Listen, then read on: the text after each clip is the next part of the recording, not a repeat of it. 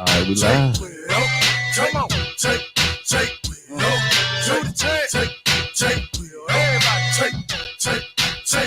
You got to speak to me, bitch, I don't give a fuck. Give you a jab to the nose and make you say what's up. I'm in the club, nigga, talk with the long barrel. Oh, that might be a stepping song. We might bust it out next week. People hate me, man, I really do know why. They see the wings on my back and they know I'm gon' fly.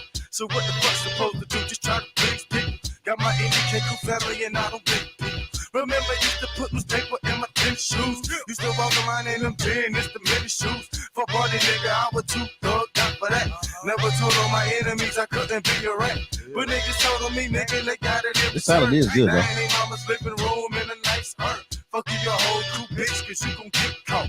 Blow your brains out in your lap, now hold that thought.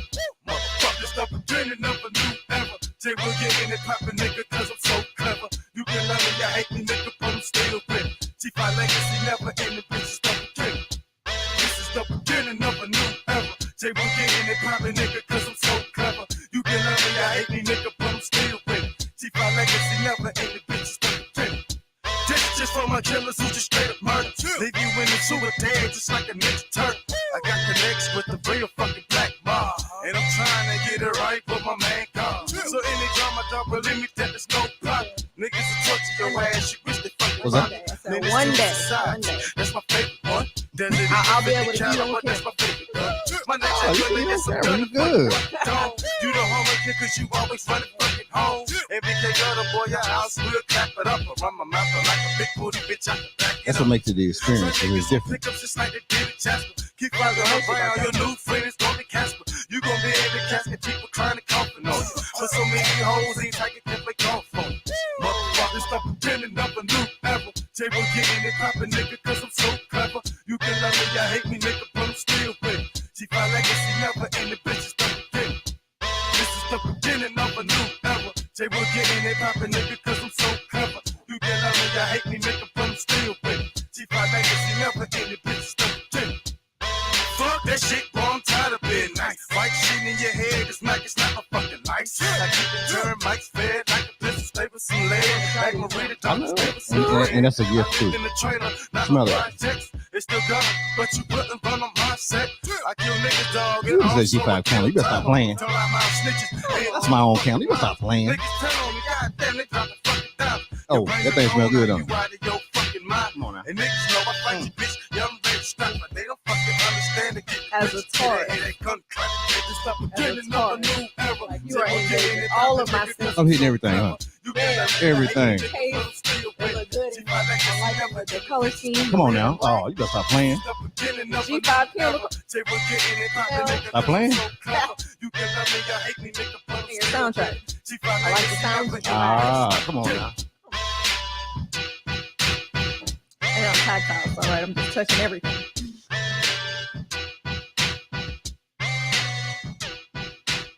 Probably should have waited to give me this. No. You can Ain't, smell it. what they say, ain't no need to waiting. No, but I'm gonna be all on the mic sniffing the candle. Hey, what's going on, everybody? Hey, welcome to another great episode of Fivecast. Today, of course, once again, hey, you know, if I have a show during the daytime, you know what it means. It means it's something special. Yesterday, we talked about the federally funded ACP program. We're getting those tablets out to the people that's much needed. You know what I'm saying? Free Wi-Fi for 4 years. So you'll be hearing a lot about that here in the next couple of days as well. I said, but this young lady right here, I'm telling you, I met her last year. Halloween is when I met her. Ooh. Oh, Lord. Yeah, Halloween. I met her on Halloween. You know what I'm saying? Thriller. So, you know, Oh my Anthony God. had Anthony. Yeah, shout out to her. She couldn't remember exactly where it was. You know, the first time anyway. There was another time. Oh, yeah. Okay. You just be So in the corner I'll be somewhere. in there. No, I wasn't in no corner. I was there. You're mixing and mingling with the people. No, you were right in front of me. You don't realize it. Okay, let me tell you. I'm That's gonna tell you all the first one. I'm telling you. So Anthony, you know, shout out to Anthony. Yes, first. shout out to Anthony. Queen of fitness. She do her thing. She be handling her business. You know, you go over there, you want to die for that day. You go ahead and die. You'll come back up like the Phoenix, and that's the whole myth over there. But I'll be over there next week, myself and Van. We're gonna go over there and we get our steps on with Myeshia steps. So we're gonna do the thing over there. But it was Halloween, and Anthony had a nice little event over there. Nice little event. The ghouls and goblins was out that night. She utilized my service with my 360 camera thing that spins around. So Okay. But anyway, so everybody was around there talking and stuff like that, and we just just little side conversations. But sometimes people stick out, and they stick out not because they're trying to stick out, and it wasn't because she had on a outfit. I don't remember the outfit she had on either. Lord, But it was just we was around kind of just having conversations and stuff. People just side talking, and so I was listening to what she was saying as I was listening to other people as well. But it was just like a passion she had in the way she spoke, and that's rare nowadays. I'm not saying it's not around, but I'm just saying probably just where I've been there lately, I guess. It's rare, and so I just thought it was unique. Paid no attention to it.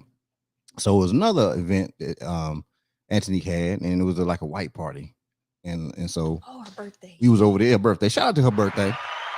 That's a sad. We was over there and having a great time. I mean, it turned into everything. It was a birthday party. It was the I don't know, singing everything. It was just karaoke, it was everything. It was line dancing. It was and so once again, this person again, they're around, they're talking.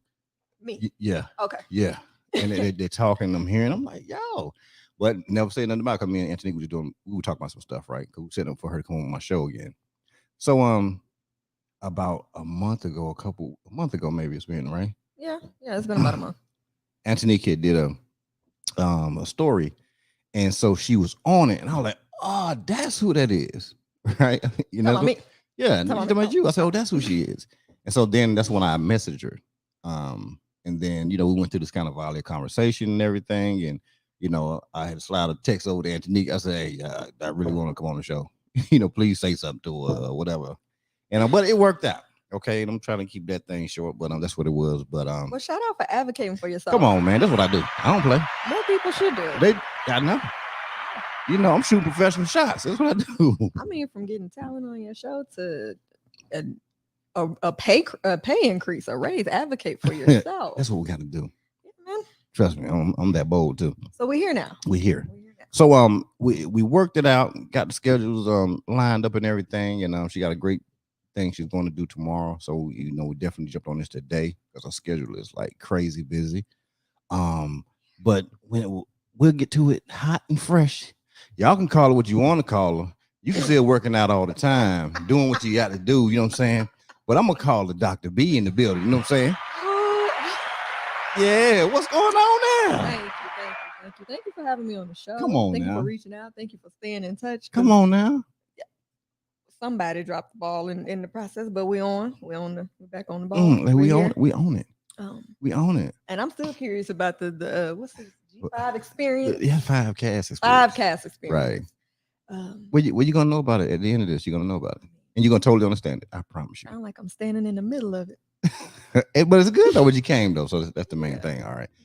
So if you could just in brief summary, just kind of tell everybody like a little bit something about you, who you are. Oh gosh, who am I? Yeah. So we're gonna get real philosophical. No, it's gonna be real relaxed. I'm trying to tell you. Well, online I'm it's Myeshia Chanel on Instagram. Okay. Right, I'm Myeshia Chanel. Yeah, Myeshia Chanel. In real life, what that looks like is an experience. It's so I'm a professor at Texas A&M. She's trying to be shy with it. Well, she ain't shy though, that's for sure. But she's modest. She's a professor at the Texas A&M. Come on, the Texas Come A&M. on now, you better act like you know that you went there. You know what I'm saying? Yeah. Bleed Maroon. What's that? With Bleed Maroon. I graduated from Texas A&M as well. So they can you hear me? Yeah, well, I got you. So there's that. I am she. Okay. What else? I am an anthropologist. That's what a researcher, writer, scholar, author. You heard us. He's a scholar. Author. I had to look that word up. I was like, am I a scholar? She's a scholar. She's a scholar. Hit it again. Now I'm telling you, this yellow button is hot. The yellow button is I hot over see, here. you I'm going told to me. let you know. I told you it's going to be hot. You warned me about the yellow button. Yeah. What Yeah. else? I'd like to think I'm an athlete. I'm at You like to think? I'm at the Hold gym up. 3 times a Yeah. week. Oh, hell. Flag on the play. I'm starting early. I'm starting early. Flag on the pay. What you mean you like to think that you're an athlete? Yeah, I mean, I haven't seen too many anything that came out of Phoenix Instagram that you ain't in the video somewhere. Come on now. I mean, I'm about to think you got something camped out over there at the place. I like. True. Listen, we'll pull it. We pull our blankets. I know. We'll I pull up see. our Y'all be on blankets the and beaches. camp out. Y'all be on farms and everything. I'm like, where are they going now? Yes. So I'm also a writer. Are you? I am. Okay. I'm also a writer. So what do you got out there? What are you baking on right now? So I have a publication Mhm. coming out in the fall. Okay. That's research based. Okay. It's about the Black Cowboys. You know what? I did see that on your on your other page. That's the other page. Yeah. The So that's other page. Paging Dr. Babers. Okay. Yeah, that's when we Play start on talking words, to it. Play right? on the word. I see. I like that. So why was that so intriguing to you? Ooh, okay. So 2 things. Mhm. When I grew up in Houston on the South Side in Highland Okay. Park, Shout out, man. South Side. She representing. And it's common to see Black boys, Black men, Black people, girls, women, kids just on horses riding on the streets, Okay, right next got to the it. cars, and there are these barns tucked into the communities. Right. So for me that was normal growing up. Mm. But when you leave home, when Okay. you leave where you're from and you go to other places, Mhm. the way that people get to know you in those spaces, they help you understand or see how you make the familiar strange, and that's just through their lens, right? So I get to college, and I want to do this project on Black cowboys, Okay. and I'm told, well, there are no Black cowboys, right? Right. Okay. Well, hold on now. In all the years I've been living, this is what you've seen. This is my norm. Right. So for you telling me that it doesn't exist, like, you're not going to deny my reality. Okay, got my it. experience, Right. right? So challenge accepted. Okay. But then the aspect of my research, which is a focus on manhood and masculinity, 21st century, modern, however you want to define the present moment, Okay. comes from just growing up in my experience with my dad, my uncles, my cousins, Okay. boys, men, male educators. Right. And So do I take it you're the only child? I am. Okay, got it. So being presented with this literature about the Black family and Black men that paints this picture of Black males and men as pathological or a disease to Black culture, community, and family. Okay. And I was like, that also has not been my experience, which is not to say that my experience is the only experience, Right. or what have you, but that being the dominant voice, the dominant narrative, and then also looking into who is saying this. Okay, got it. And this is supposed to be research based, right? Mm. And we tend to privilege the expert status, right? And just because you have these letters behind your name, these degrees, doesn't mean that when you went into trying to collect information about these experiences to frame Black men in this kind of way, that like your own bias wasn't, kind of filtered into that narrative. So I was like, okay, I'm gonna come from my own experience. Okay. And I will ask questions, and I will write a different story. Okay. I will write a different story. Right. So that's where the Black Cowboys came from. And the focus on manhood and masculinity that wasn't just all criminalizing and demonizing and all that. Right. I don't see my dad. I don't see my cousins. I don't see my friends in this research. There's like books in the library. This is when you're Googling information, this is what comes up. And when we're doing research, we're doing this to support our ideas and then present them as facts. It's like I have a problem with that. Right. As you should, and as anyone should, definitely. Right. Okay. So that kind of brings me to this right here. So you're saying you're from Southside coming up and everything like that. So when we do on the show, we kind of go back a little bit. Okay. And so what I want to do, I want to go back to ninth grade. You know what I'm saying? I Dr. don't. B. You know, as far as no, I'm talking as far as the your way of thinking, I your thought understand. process and stuff like that. You know, Okay. not to get in your business, but just like what was ninth grade Dr. B like at the time? So in my head, Okay, right. I feel very strongly about the concept of legacy, the stories we tell, and how we're remembered. Hence, Okay. when I got to college and I'm being presented with this literature about Black men, and I'm like, I don't see my dad, I don't see my cousins, Right. and I don't see my experiences reflected. Like, Right. I'll do different. I'll do something different, right? Okay. So, raise my hand. I'll take up that challenge. My dad so I went to the same middle school as my dad, and I chose, which is in a different district. Okay. Well, no. I went to Persian middle school. Okay, shout out to Persian because I have to give the people the credit now because they were part of the shaping process. No matter what, matter what. So I do shout out, schools and people of impact and stuff like that. Kind of give them their flowers. Oh, I love it. Okay. I love it. All right. Okay, so I went to Persian middle school. Okay, we at Persian. We doing it big. What were they? The flying bears. The Eagles, the Fighting Pandas, the damn pandas. Yeah, that's the first panda. I have never heard of a school that was a panda. Ever. That's cool. No, welcome to cool. JJP. That's cool though. The pandas. All right, man. Yeah. Go ahead. And then I would not have. I wouldn't have gone to the same school that I was zoned to when I went to Pershing. So I was like, continuing with that, I'm gonna go to the same high school my dad went to. So you had this thing because once again you just picked up about legacy. Mm-hmm. You wanted to kind of follow in those steps because one, the way you probably viewed your father and everything in that path, and so you kind of wanted to go that way. Yeah. Okay, got it. So my mom didn't go to school here in Houston. She went to college here, and that's since we're on talking about education, we'll get there. But so continuing, I went to high school. I went to Madison High School. Okay, James Madison. James Madison. Mm-hmm. They're kind of smart. That's good, right? Yes, a high school for meteorology and space science. Ooh. Shout out to me for knowing the school system a little bit. Yeah, they were about that life over there.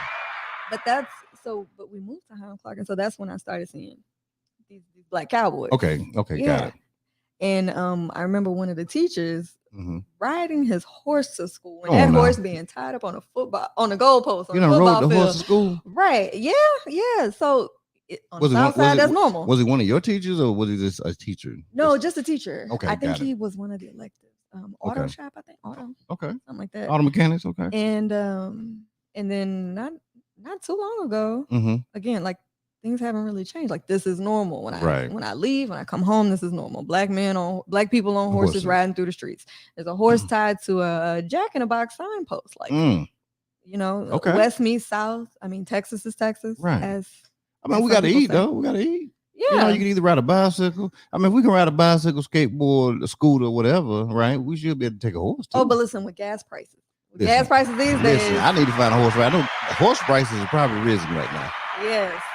I guarantee that a good horse done went up a couple $100 now. Yeah. So that's how. So was it an issue to get you to go to that school, like because of zoning like that? I mean, no, we ended up moving. So that was my home school, and then I just applied to the Magnet program. Okay, got it. Okay, so because of the Magnet, you can be from whatever zone if you can get into there. Correct. Okay, I got it. So what was your experience like going into school? It's ninth grade year. You're in the school that your father went to. Like, how was it for you? Oh gosh, how was ninth grade? Much like middle school. I just played sports. You played sports? Okay, what'd you do? Played sports, did my work, and stayed out of the way. Okay, what was your sport of choice? Okay, shout out to the damn track. You seem like, what was you, 100, 200, 4x4? Not at all. 200, 400, 800. Okay. 4x4, 4x8. Oh, did a mile. You was out there killing them. Yeah. Oh man. So you just like run. You had a chest full of air, just ready to let it out. Just run. Okay. My allergist says I have the lungs of a swimmer. Okay. Yeah. I don't know. Shout out to healthy lungs. Do you swim a lot? Oh, I don't know how to swim. Okay, hold up now. Another flag on the damn play. Let me hit the button. A flag on the play, everybody. Now, how you around here doing all this? Y'all hanging out at the beach and all this stuff, and you don't know how to swim?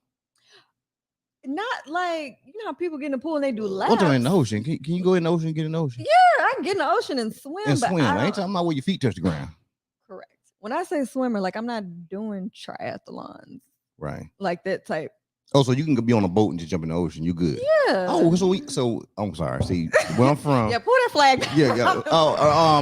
What they say? I don't watch football, but after further review of the play, yeah, that part. Everything was straight. Okay, she can swim. Mm-hmm. No, so what we say where we from, if you can't swim, that means you can't swim with your feet. You know what I'm saying? If your feet, some people they got to be in water and their feet got to touch, right? So when we learned it from North Carolina, right? So we learned to swim. We learn how to swim in the river. Yeah. You know, that's how we do with the current. You know, water moccasins and all this stuff like that. You know, that's how we learn how to swim. Real time applied. Yeah, so there's no feet touching the ground. You know, so either people can swim or they can't swim. Yeah, no, my dad threw me in the pool and that was shout out to your daddy.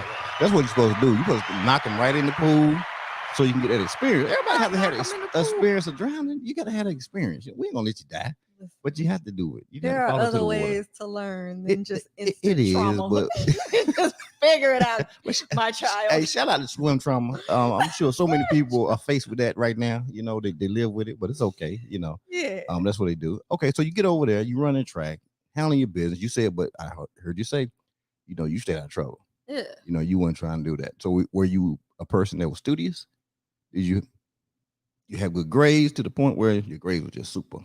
Oh yeah, absolutely. Oh, so you just what we call. I'm trying to think if my first C was in high school. Shout out to the C. My first C was You could have hung with me then. Real talk, like shout out to the C's. I think if you make a C in high school, that prepares you for success in college. Yeah, it does. In a way, because if those AB students, high school and college is they're just two different. Two different. Because some people can think they have it. Oh, I don't have to study. Mm-hmm. You have to learn how to study. Absolutely. Oh, I don't have to study for nothing when you're gonna have problems in college. I guarantee you.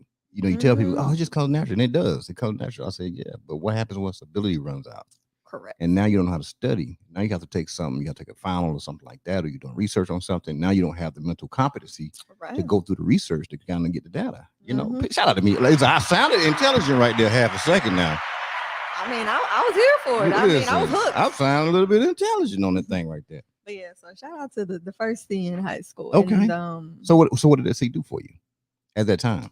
Was it something that was discussed at the house, or was it something that you just kind of like realized your own self? Like, yo, I got to see on this. I didn't prepare. No, it was what it was. I was an AB student up to that point. That might have even been my junior year. So it was like a C in something like physics. Ooh. So. Ooh. Like, all right. And my parents. I mean, it really wasn't a discussion. I'm harder on myself. Okay, got it. So they're more like. So you have that internal drive within yourself. Yeah. That's your thing. Okay. So you have what they call it, the internal candle. You have that. That's what we call it. More like a torch. Oh. Excuse me. Let me down. Put my little candle out. You heard a torch candle. Yeah. No, my dad. He's the okay. So my mom is like she's the walk me off the lid. Okay, got it. And my dad is like you can do whatever you want. You just go for it. Right. You know, you can do whatever. So, you know. Oh, 1 second. I'm gonna go run to commercial real quick. I need to get my plug. That's what it is. All right. Let me get the plug for this right here. So I'm gonna run to this commercial real quick, y'all. And Sunshine for Truckers. My girl, you know who she is, Pamela Baby. And she has a nonprofit, Sunshine for Truckers, helping people in the system, assisting them, and that's what she does. I remember my first paycheck as a.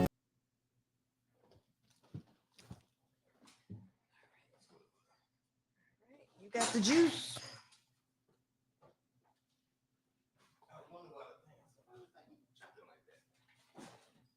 Fighting to survive.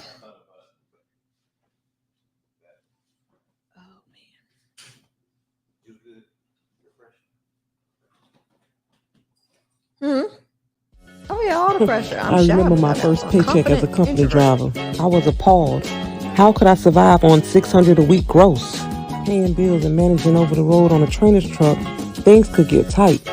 I knew then that I had to help create the change that I wanted to see. To be impactful to the underserved trucking community, I founded my nonprofit Sunshine for Truckers.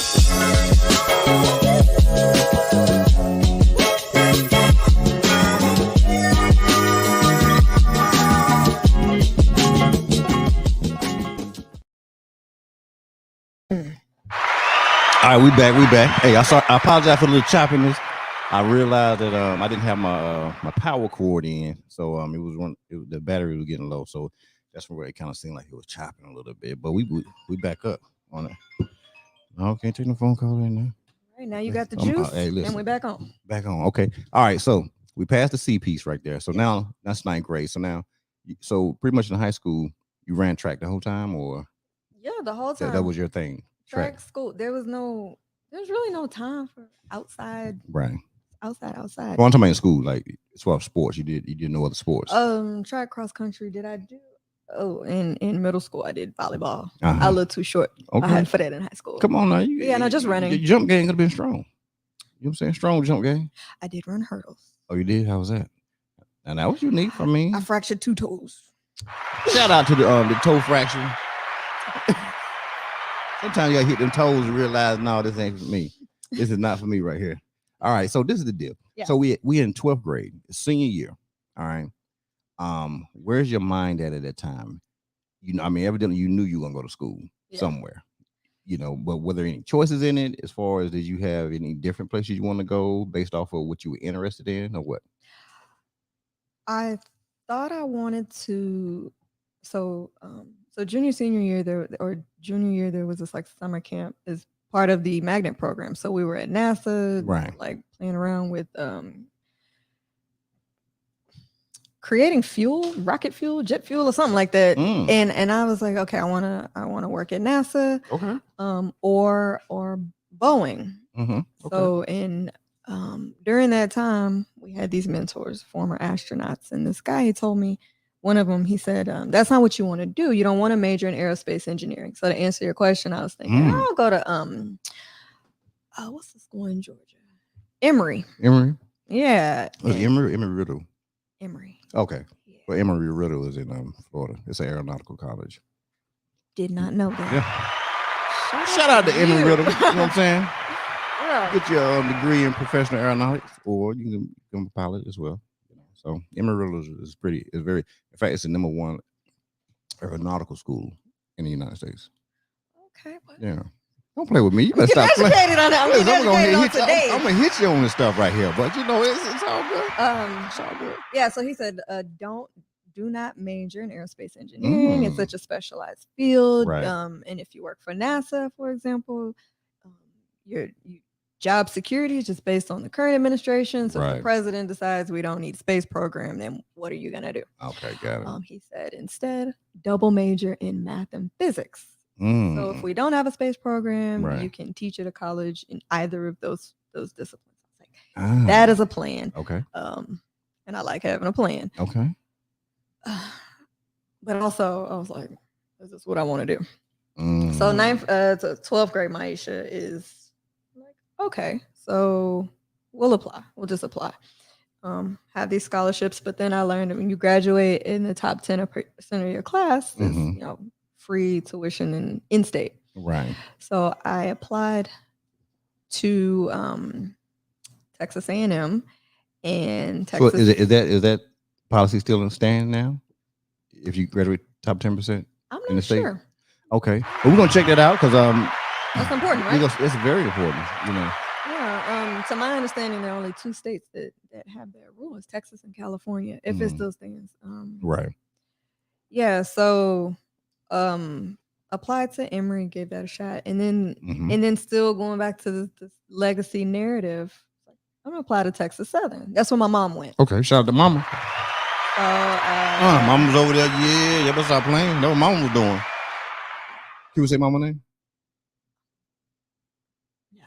Okay. We haven't said daddy's name. I said, can we? Can we? No. Okay. Well, I mean, we can. I said it. No, I'm playing. I want to shout her out. Oh, Charlie.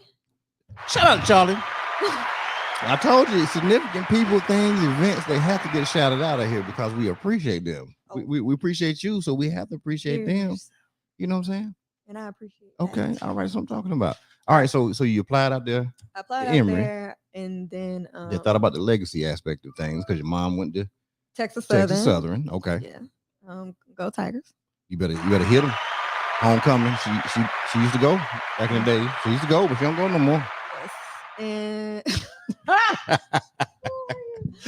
so what else is okay? So there's that, and then I think my grandmother got into a car accident, and I wanted to be close. Okay, got it. While I was in college, so that's how. That's actually the only reason that I decided to go to Texas A&M, because it's in between grandma and mom. Okay, all right. Shout out to grandma then. Grandma got in an accident. And listen, we're gonna make sure we stay close. Yeah. So family is good, is important to you. Very much so. You know, and it has to be, because every day, even from the time when you started talking, you were speaking legacy from the start. Even when you started off and you were talking about the Cowboy situation, you know what I'm saying? And how you got into that, you know, legacy I'm seeing is a big thing to you. Now, this is part of this 5Cast experience. So I'm listening to everything you're telling me. You know what I'm saying? So, and what happens at the end of it, whatever, I'm kind of recap what you said. And I'm going to remember everything you said. It's crazy. I have this dumb type thing I can remember stuff. I don't know how it works. I don't know how it works, but it just works. I pay attention. We have to bottle that thing and you know what I'm saying? Shout out to selling this right here. I don't know how much you can get for it with me, but that elephant memory. You know, we got it. So you decided to go to Texas A&M. Mm-hmm. Okay, was the family excited that you chose A&M?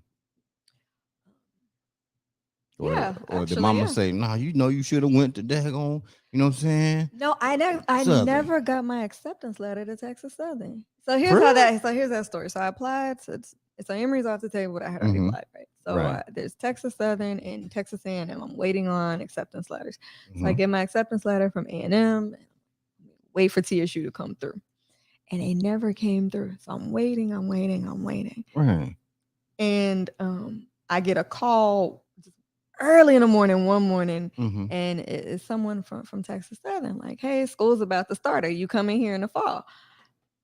And at that point, I had already replied to the acceptance letter for A&M. I was like, "No, I never got my letter. I'm going to A&M." Okay. And she's like, "Okay," and then hung up. Right. And it wasn't until years later. Oh, wait. Do the math real quick.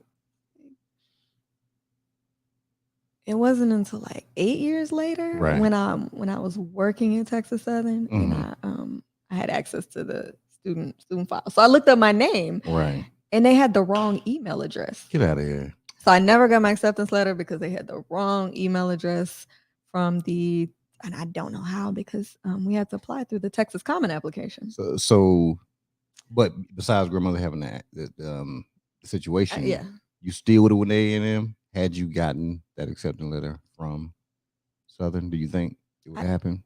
Texas Southern, I don't know. I don't know. Okay. All right. Cool. Okay. So all lines are drawn to Texas A&M. Yep. All roads lead to Aggie. You pull up there. So, but you didn't do like the plebe thing. You wouldn't, because I know A&M was like two sides to it, right? It's like a military kind of base side of it. Oh no, I did not do the plebe thing. The Corps Cadets. There you go, Corps Cadets right there. So is that something a person elects to do, or is it something that there's in RTC? That's kind of how it led into that. Yes. Yes. Okay. And some people in the Corps Cadets, I'm sure there's some legacy aspect in their family. I mean, you have 3, 4, 5 generation, 5th generation Aggies. Right. So definitely being a part of the Aggie family is a thing. It's a thing, right? Yeah. I know this. It's serious too. It's real serious. Yeah, absolutely. Very serious. They don't y'all Aggies, y'all got some problems. Y'all don't play. Not at all. I mean, and if it is, it's not our problem. Hey, you right. Ooh, that's a true Aggie right there. Okay, so you get on campus. Yeah. How is it to you? I mean, you know, you from here. You know, it's kind of the demographics a little different out there. It's so day one, orientation, convocation, whatever, we meeting the departments for the first time. Okay. It's hot, it's humid. I want to get my stuff done so that I could go home. Okay, got it. I applied I don't even remember what major I applied for, but I changed my major 5 times in one day. Okay, nothing wrong with that. Shout out to the damn major changes. You know what I'm And- saying? Sometimes you gotta change them. You know? Woo! And school hadn't even started, right? So Right. I think What was the first one? I ain't gonna ask you said all of them, but what was the first one you thought you wanted it? math and physics. Okay, math and physics. So they okay. sent us over to the math department to take a sample freshman math final. Okay, see if it's gonna be worth their time to get into that department, guys. No, I was already in there. They were just like, look, this is an example of a final. It's like, oh, these are not my people. It's not the one you wanted. No. Okay. Because then I started thinking, okay, this is what I'm going to be doing for the next 4 years. I won't do that. Yeah, you want no life. And I'm not and I'm not bad at math. I'm actually Right. and I prefer physics. I'm not bad at Okay. math. I prefer physics, but Right. remind you, it was the goal was aerospace engineering. So math and Mhm. physics, and then I'll figure out my way to NASA. Okay. Then why I didn't apply to engineering. Right. Oh, I already said why. So yeah, so math and physics, that was the plan in Mhm. lieu of aerospace. Right. Took that sample math final, realized this is not what I want to be doing. I was like, oh, we're gonna change it up. Okay. So 5 o'clock, 4:48 maybe, because the campus closes at 5. I'm waiting to speak to the assistant dean, I think, of liberal arts at the time, Right. to change my major to sociology. So so many programs later. Right. And she asked me some questions, and I was just like, listen, don't leave me where I'm at. She Right. signed the paper. My major was sociology. 5 o'clock, the campus is closed. No Right. more changing. And I wasn't going to do that on the first day when school started. I was like, Right. okay, stability. So this is where I'm at. Okay, got it. And so that's that. That's it. Okay. So that was your track right there, right? Yeah. All right. So college is typical college. You know what I'm saying? Basically for a couple of years for We you. can go back to your demographic question and experience Oh, being a okay. minority at a Yeah, so predominantly that's white what I'm saying, because institution. it does change at A&M. Yes. You know, still today it changes at A&M. Yeah. You know, so how was that? Because you coming from, you know what I'm saying, you know, the south side of Houston. Yeah. Predominantly Black and Hispanic Right. community. Right.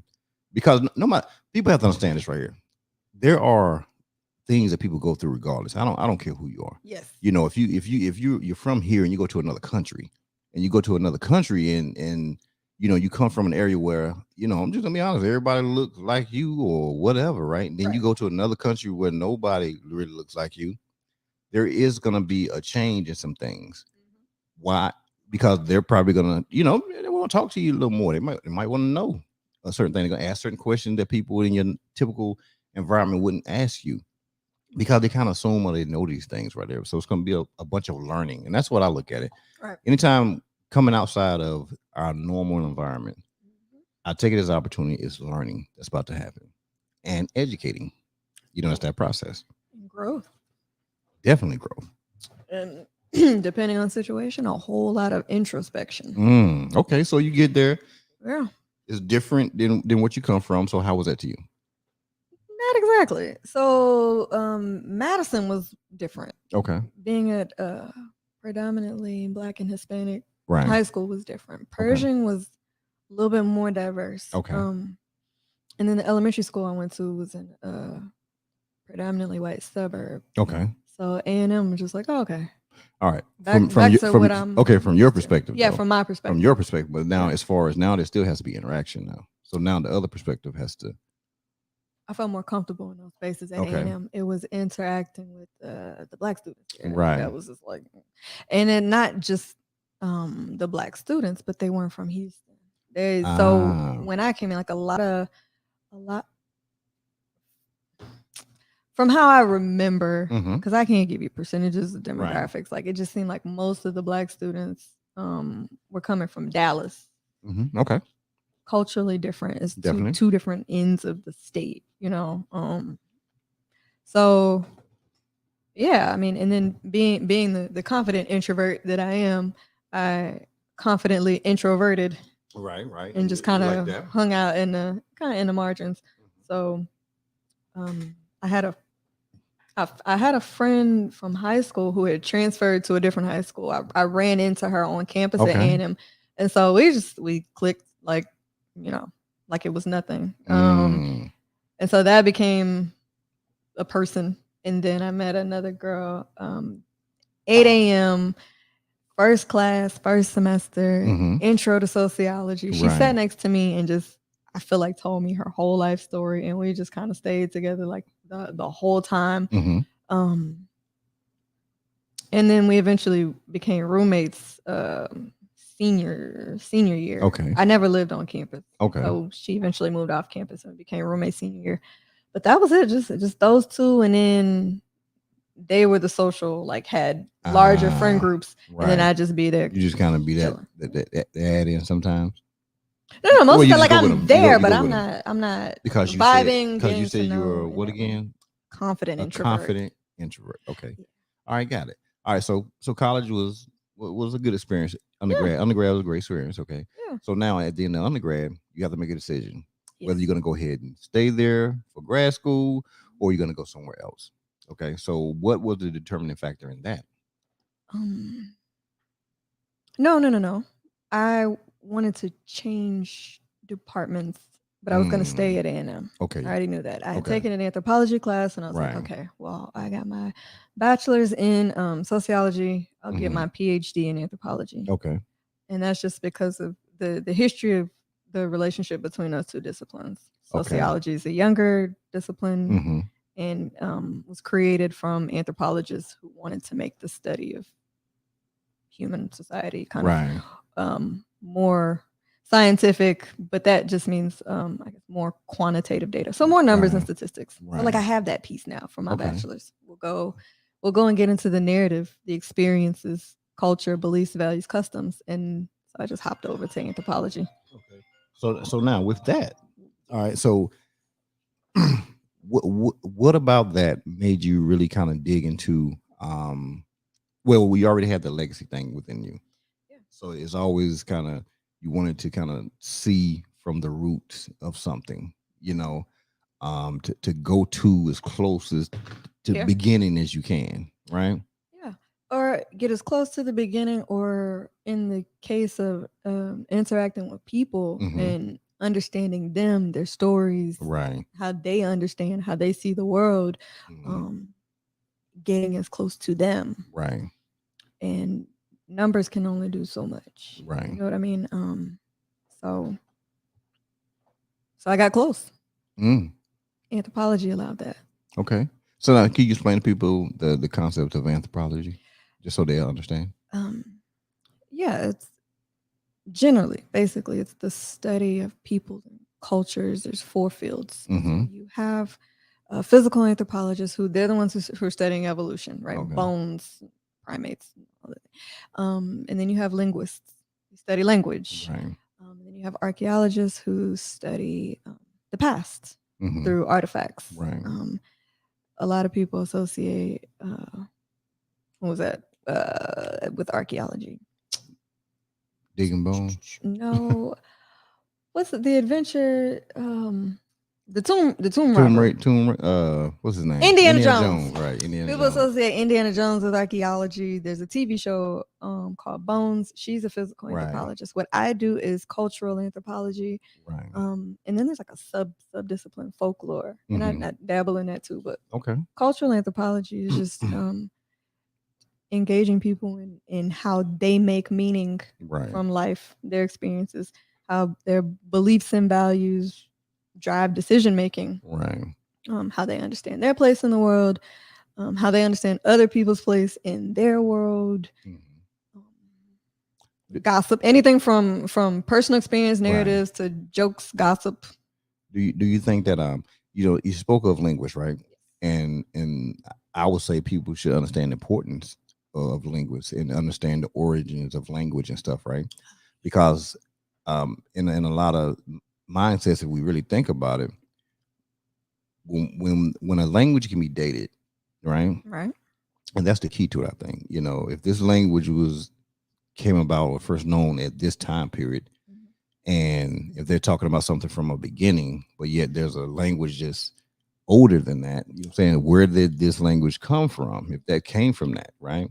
It's kind of like the whole, in the medical world, Greek and Latin and stuff like that, how things go, How important is that for people to kind of realize that just in a day-to-day setting? as far as getting information with things? Ooh. Um, I would say it is paramount. Our language, the words we use, our vocabulary, right? How many words we know, that creates limits around what we're able to conceive. Because I mean, if you can't speak it, Right. you can't communicate it. Right. You can't build or bring it to a life outside of your head. Mm-hmm. And that's how language dictates our material reality.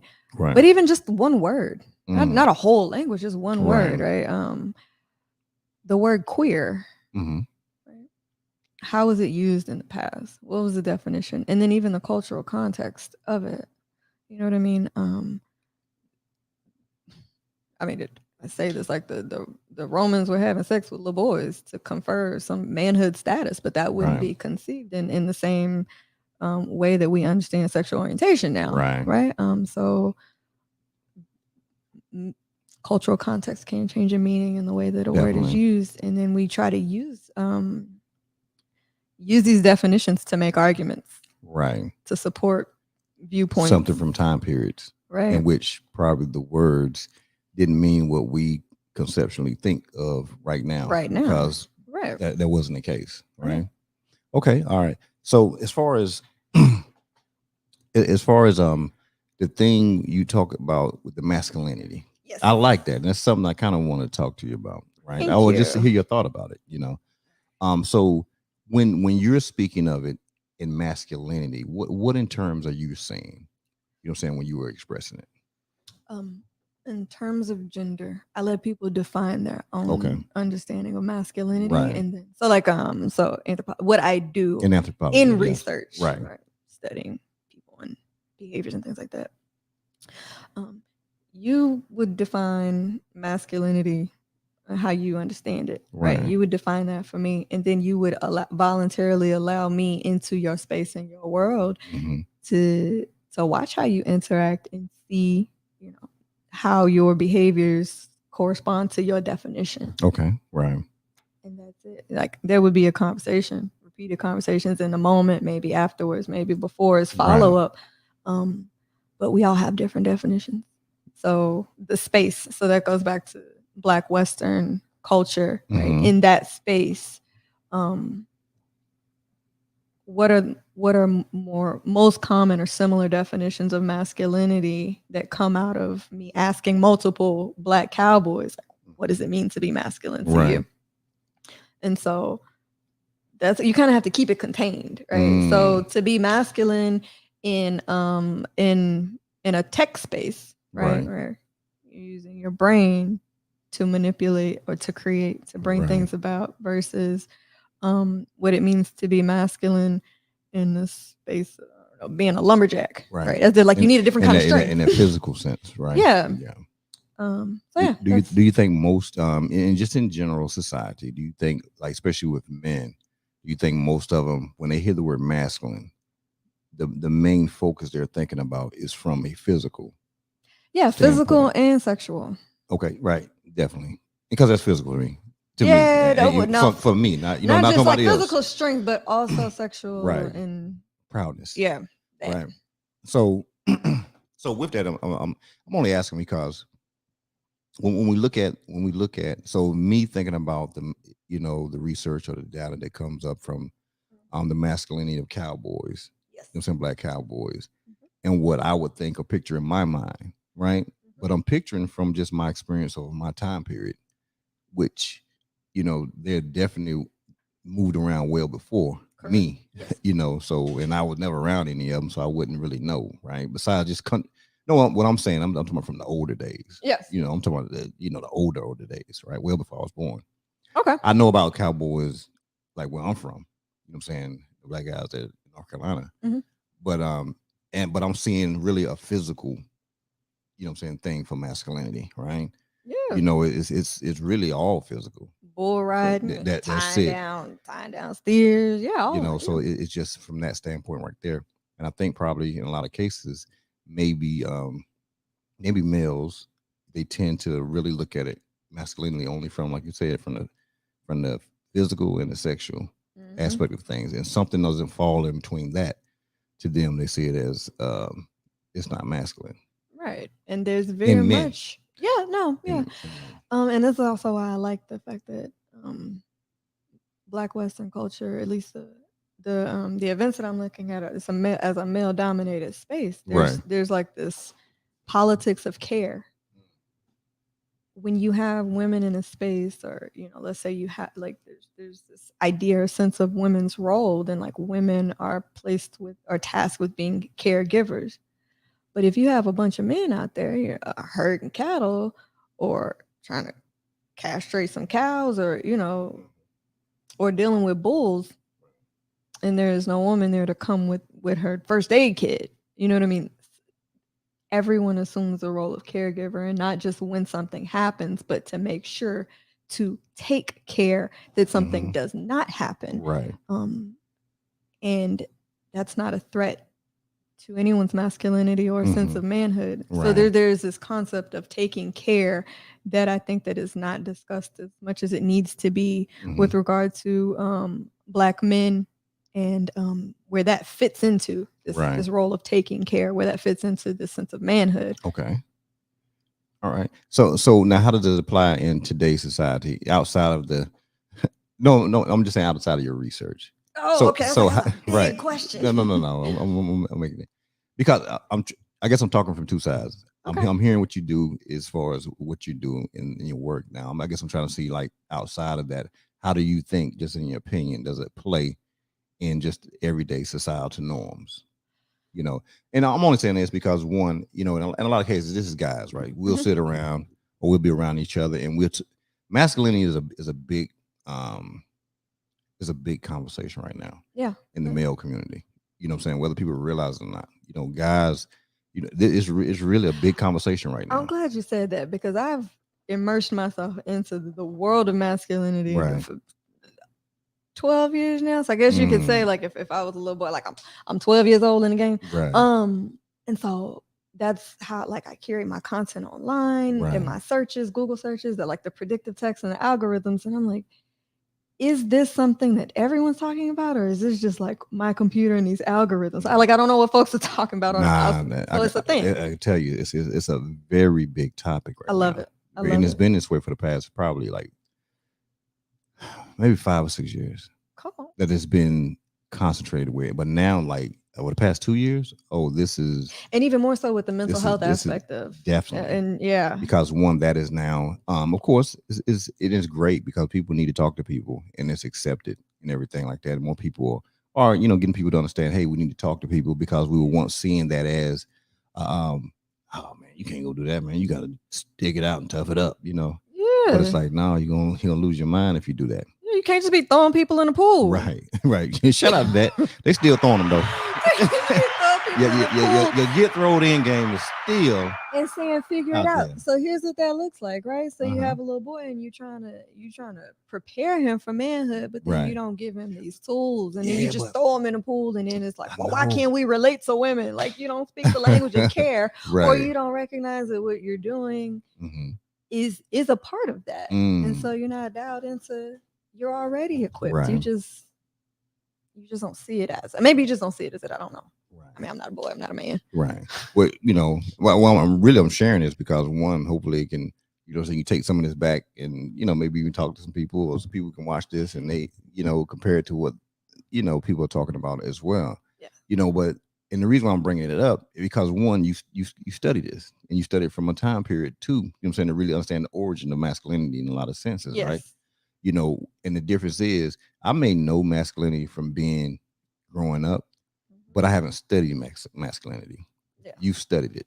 You see what I'm saying? So I have to give you a compliment in that piece in itself. It doesn't matter that I'm a guy. It doesn't matter that I feel I'm a masculine dude, right? But I haven't studied being a masculine. Gosh, this is the first time I've heard that. You know what I get? What? What you know about me? Tell me about me. Tell me about myself. Like, I can't tell you about yourself. I can't tell you about me. I can tell you about the history of this concept. You can. I can tell you about the history of this concept as a box that you've been placed into, right, and not allowed to come out of and express or experience other characteristics or ways of being as a person. I can tell you Right. about that. You know what I learned, even in just thinking about what somebody said to you about that. I've always felt that if you know yourself, right, Yeah. um, then there's nothing that really can offend you, or there's nothing that you won't be open to learn. You know what I'm saying? If you are, good with yourself, But check this out though. keep it real. Historically, Keep it real. in keeping it real, historically, Black boys and Black men have been only presented with a limited number of options for ways to be. And so when Mm, you come out the gate with these are my options, and mhm. you don't have anyone presenting like, oh, you can be creative, you can Right. explore, then anything that doesn't fit into those boxes that you've mastered and understood, like these are the limits of this way of expressing this type of masculinity in this way, with these people, right? Being masculine with my mom, being masculine with my dad, being Right. masculine with cousins and friends, then me walking in with all this book learning, Right. anything I say that doesn't fit those models, those very restricted boxes, is going to be a Mhm. challenge to that identity. The same way that I was offended and taken aback when I was like, okay, I'm getting all this information as an undergrad, like this is what Black men are to the community, and this is who Black men are, and I'm like, that's not my dad, that's not my grandpa, that's not my uncle, that's not my cousins or my friends. Like, while those, it wasn't speaking to my identity, as it was speaking to my experience or speaking about the people that I love and my family. And I'm like, that's not them. So in a way, in a direct way, that's a challenge to my own experience. So I mean, I understand the pushback. Right. Definitely. And it's gonna happen. You can't tell people like, Right. you're not you. Especially if it goes against even the same context what you said, right? Mhm. What they were saying was going against what you experienced and what you seen. Yeah. So even with that, if a guy has probably been told something and it's like, yo, that goes against what Who I seen, am. you know what I'm saying, who I am and what I've seen, Mhm. right? So there is, like you said, there is going to be a valid pushback in Yeah. that piece right there And I respect it. until some education and people can understand they can agree to disagree about the action now. Yes. You know what I'm saying? And then, okay, maybe we can either revisit it so the learning process can happen. So we can just be open. Okay, well, you know what? I'll sit here and I'll listen to you. Yeah. And I'll listen to you with an open mind. Not listen to you just to hear you, but I'll open mind. And I'll dialogue back with you. And I'll ask you some questions, right? Then I'll come back with my thing, you know what I'm saying? And I ask that you do the same thing. Yeah. So those are the things that we need to have. And that like once again, it becomes learning, And if we use interaction with people as the opportunity to learn versus the opportunity to say something, I'm telling you, so many things will be so much better.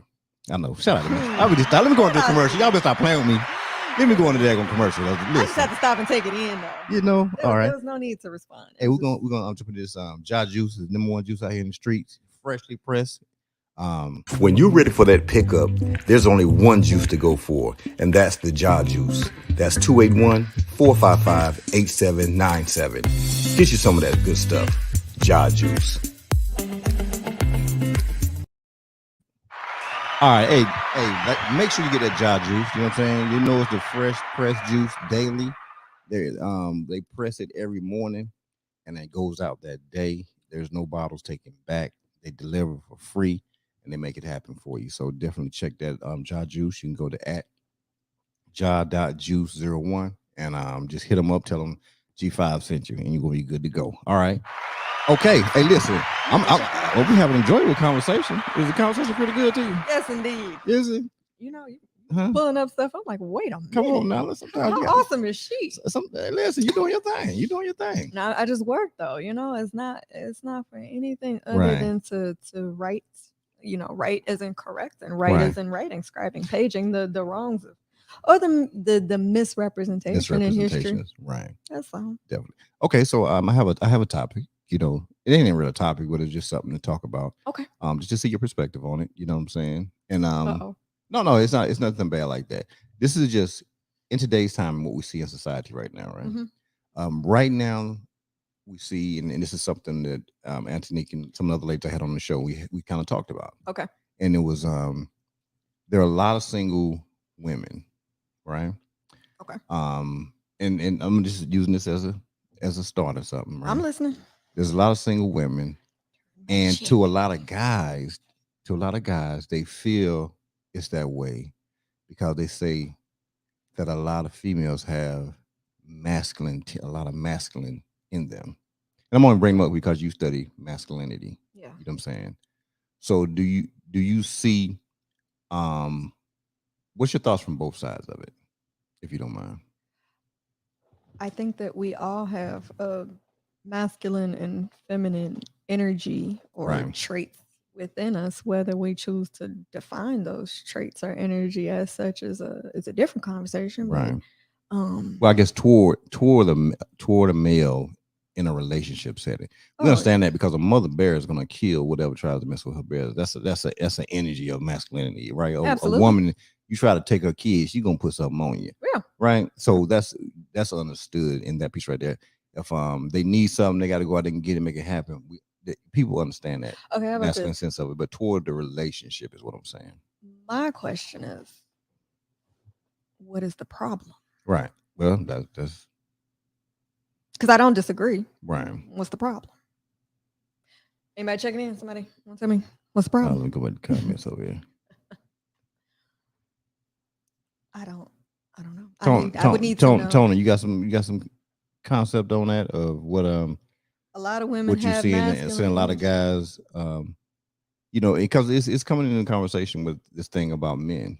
So the thing about it, men are not just talking about only just like they see women, they feel they have masculine tendencies toward them in relationships, not that they have masculine tendencies, but just toward them. Okay, so what does that look like? So they're talking about men, questioning probably a lot of guys. They feel like they're not showing, like they still got twerking, right? What people perceive or grown up as guys, right? Okay. They're probably like, yo, what were they doing twerking? Right. You know what I'm saying? What's up with him? Okay. Because they said it from a masculine place. Okay, just from a masculine sense of right there. I'm need very specific. I don't see. Right. Well, yeah. Are we talking? I'm not saying about it's a problem. Like women being masculine in a relationship where she's acting in a way that is like violent. Are we talking about interpartner violence? No violence, nothing like that. Probably maybe in the way she talks to him or something like that. Or masculine as disrespectful. Like no one should be disrespectful. Like what is masculine behavior in a relationship with a man that is now a problem? I ain't never had that, so I don't know. I'm just saying in conversation. Okay. Hey, Tony, if you there? Because maybe even some of these conversations are men leading with their emotions. Because I'm not even hearing, as it is being presented to me, I'm not hearing a logic. Right. I'm not hearing a logic in that. I feel you. I'm here. Oh, you there? Hey, so as far as that in this conversations you hear out with people, whatever, do you see that where men are saying in some cases where they feel that they're in their relationships or with women, they're being masculine toward them in the relationship? You know what I'm saying? Like opening a door for a man, like that's a problem. No, okay. That's a physical thing right there. Nah. So here's the thing, though. Like back to what you said earlier, the definition of masculinity is different for all. Right. So if a man has a problem with me opening a door for him, okay, then that's an example. I don't know. And that's what it can become. Is that guys use it as an excuse, a convenient excuse. But it just what's what Tony's saying right here. Okay. Hold up. Hey Tony, you moving or you stationary? I'm not a big text person, right? That's why I go to the phone calls. You know what I'm saying? Okay. It's just better in a lot of cases. Whatever I'll see what people got to say or whatever. Yeah. And then I get on the phone because I want to, I can't interpret what somebody's saying, and they can't get it all out like that right there. And that's fair. Okay. That's positive communication. I love it. We need more of it. I love it. We need more of it. Make it hurt, drill sergeant. Make it hurt. You know what I'm saying? Shout out to the cadence she said right there. You should have been in the military. You should have went on through there in a minute. You know what I'm saying? You got some. You got some of that. especially you over there at the Phoenix every 5 minutes. Working out Every 5 minutes. You stay over there at daggone Phoenix. Let me tell What's you. with the one leg bicycle thing y'all doing over there? Is that just more of a fun thing to do? I think it's called like cycling gymnastics, but Antonique was on social media and she showed me this page of a lady who does this cycling gymnastics. And so she started doing it in the gym Right. and she pulled a move and then here I come. I'm like, oh, I want to try that because I've tried just about anything once. Let me check that off the list. Right. I'm gonna leave my legs in both pedals, my feet in both pedals now. I know I can do it, move on. But so she tried that and then she's like incorporating it. And you never know what Antonique is up to. I know. It's like she's doing something every day. So she did it once and then I haven't really seen her do the cycling gymnastics, but then she popped back up with the fire challenge. And I seen her, she had like, I think 2 parts. And so she did some cycling gymnastics on there. And I was like, oh, something brewing. Right. But I don't know, I just, that's the story there. But the leg, okay, listen, y'all be doing too much for me. I can't do the one leg thing. But if you go into her stories, she did a shout out to the lady where she was, that inspired the cycling gymnastics, and now we in that thing. I know y'all stay up in there.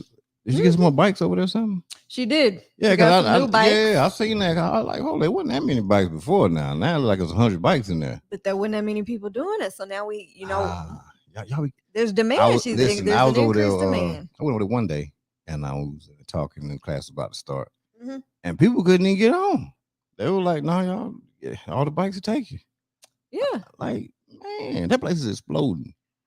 It's really exploding. I'm keeping it real now. It's really exploding. I'm happy for it too. It's like exploding. Besides that, there's people all on the screens and stuff like that in there. Virtual, yeah. And then it's tight. I went over there one day and I was gonna hit a step because I'm, you gonna hit a step. Actually, know I can step. My step game strong, right? But I was too many people in there. I said, shout out. I'm gonna wait. Because I didn't want to take First of all, you got me invested in the story, and they ain't gonna tell me it's too many people in there. I didn't want to take up the room in there because lady, she wanted to get in there. I said, no, I'm gonna let you go. Oh, okay. I can come over here any day. So you go ahead and come on in here. They can just raise the side up in the back, and I'll get outside. That way I can catch all the air. Take them breaks when I need to take them. Yeah. So shout out to all the breaks that need to be taken when it comes to stepping, because y'all be doing too much. Shout out to you for showing up Monday. Oh, 11:30. Oh, Monday gonna be. See, I knew the time. See, I might not have no. That's the beginning of the day. Are you backing out? Is that what this is? No. That's beginners, right? Yeah, Monday's the beginning. Intermediate. Yeah, I'm all up in there. I'm like Martin and Tommy and Cole, and then when they went on Martin that time, you have to make me grab my phone and sign up for. You need to sign up for Monday. I'm trying to tell you about. I need to see this. Now I might not have the big brick. Now I might bust. I want to try Saturday. that because it's high. That's not a normal brick. No, that brick is not normal. They don't even sell those bricks at Lowe's or Home Depot. Those are not standard bricks. They're not. Those are special stepping bricks. You said how they are? They are high. Those things are high. I'm like, I don't know where she got those from. But listen, when you look at that and you think about step, don't you feel your body just coming into shape? Like, this is about to happen. I don't need no steps to come in shape. Come on, what waist? Listen, y'all be getting all that spinning. That right there and come back right there. That's a little too much. I wish I could see his feet right now. These feet are moving. He's stepping under the table. All right, hold on. Let's connect Tony real quick. All right. Got Tony. He told me to wait a second now. He just cued and said he's ready now. So, this makes for a great dialogue. Yes, let's dialogue. You know what I'm saying? Don't you love it? Shout out to the dialogue. Sometimes we got to do it. Sometimes we got to do it. Give you a chance to hit some more of that salad right there. Yeah. Great salad, by the way. Shout out to the daggone salad people. They did what they're supposed to do. I was going to give you the credit. I'll say you put your foot in. For the pickup. But I did have to make the selections right, so it was tough. Yeah. Sometimes you gotta, you gotta know where you're at the moment in life to know how to say, hey, listen, I need you to put that spinach right here. Don't just lay it in there any type of way. Yeah. I need the spinach straight. Lettuce followed by spinach. Come on now. What? Yeah. They even threw the rice in there. Brown rice now. Went brown. Come on now. Don't try to act like I ain't do that right there. Don't act like I didn't do it. No, you definitely did that. You did this. I put my order in that. Yellow. And, shout out to the man with the plan. My boy Tony M in the building. Hi, What's Tony. going on? Tony. What's going on? Hey, what's up, Hey, Dr. man. P? Hi, Tony. How are you? Yes, she is. I'm country. Hey, howdy. How you do? So Tony is the Howdy. other country boy. I'm the country boy from North Carolina, All right. and he's that other country boy. Other country. You know, yeah. Okay. So Tony, Yep. So what I was talking about, I was explaining a little earlier. I was saying in the male community, in a lot of cases, the conversations about masculinity has been hot. You know what I'm saying? What are you hearing in regards to in circles that you run in, or just in general, for whatever, and how? Oh, hold on, somebody's trying to.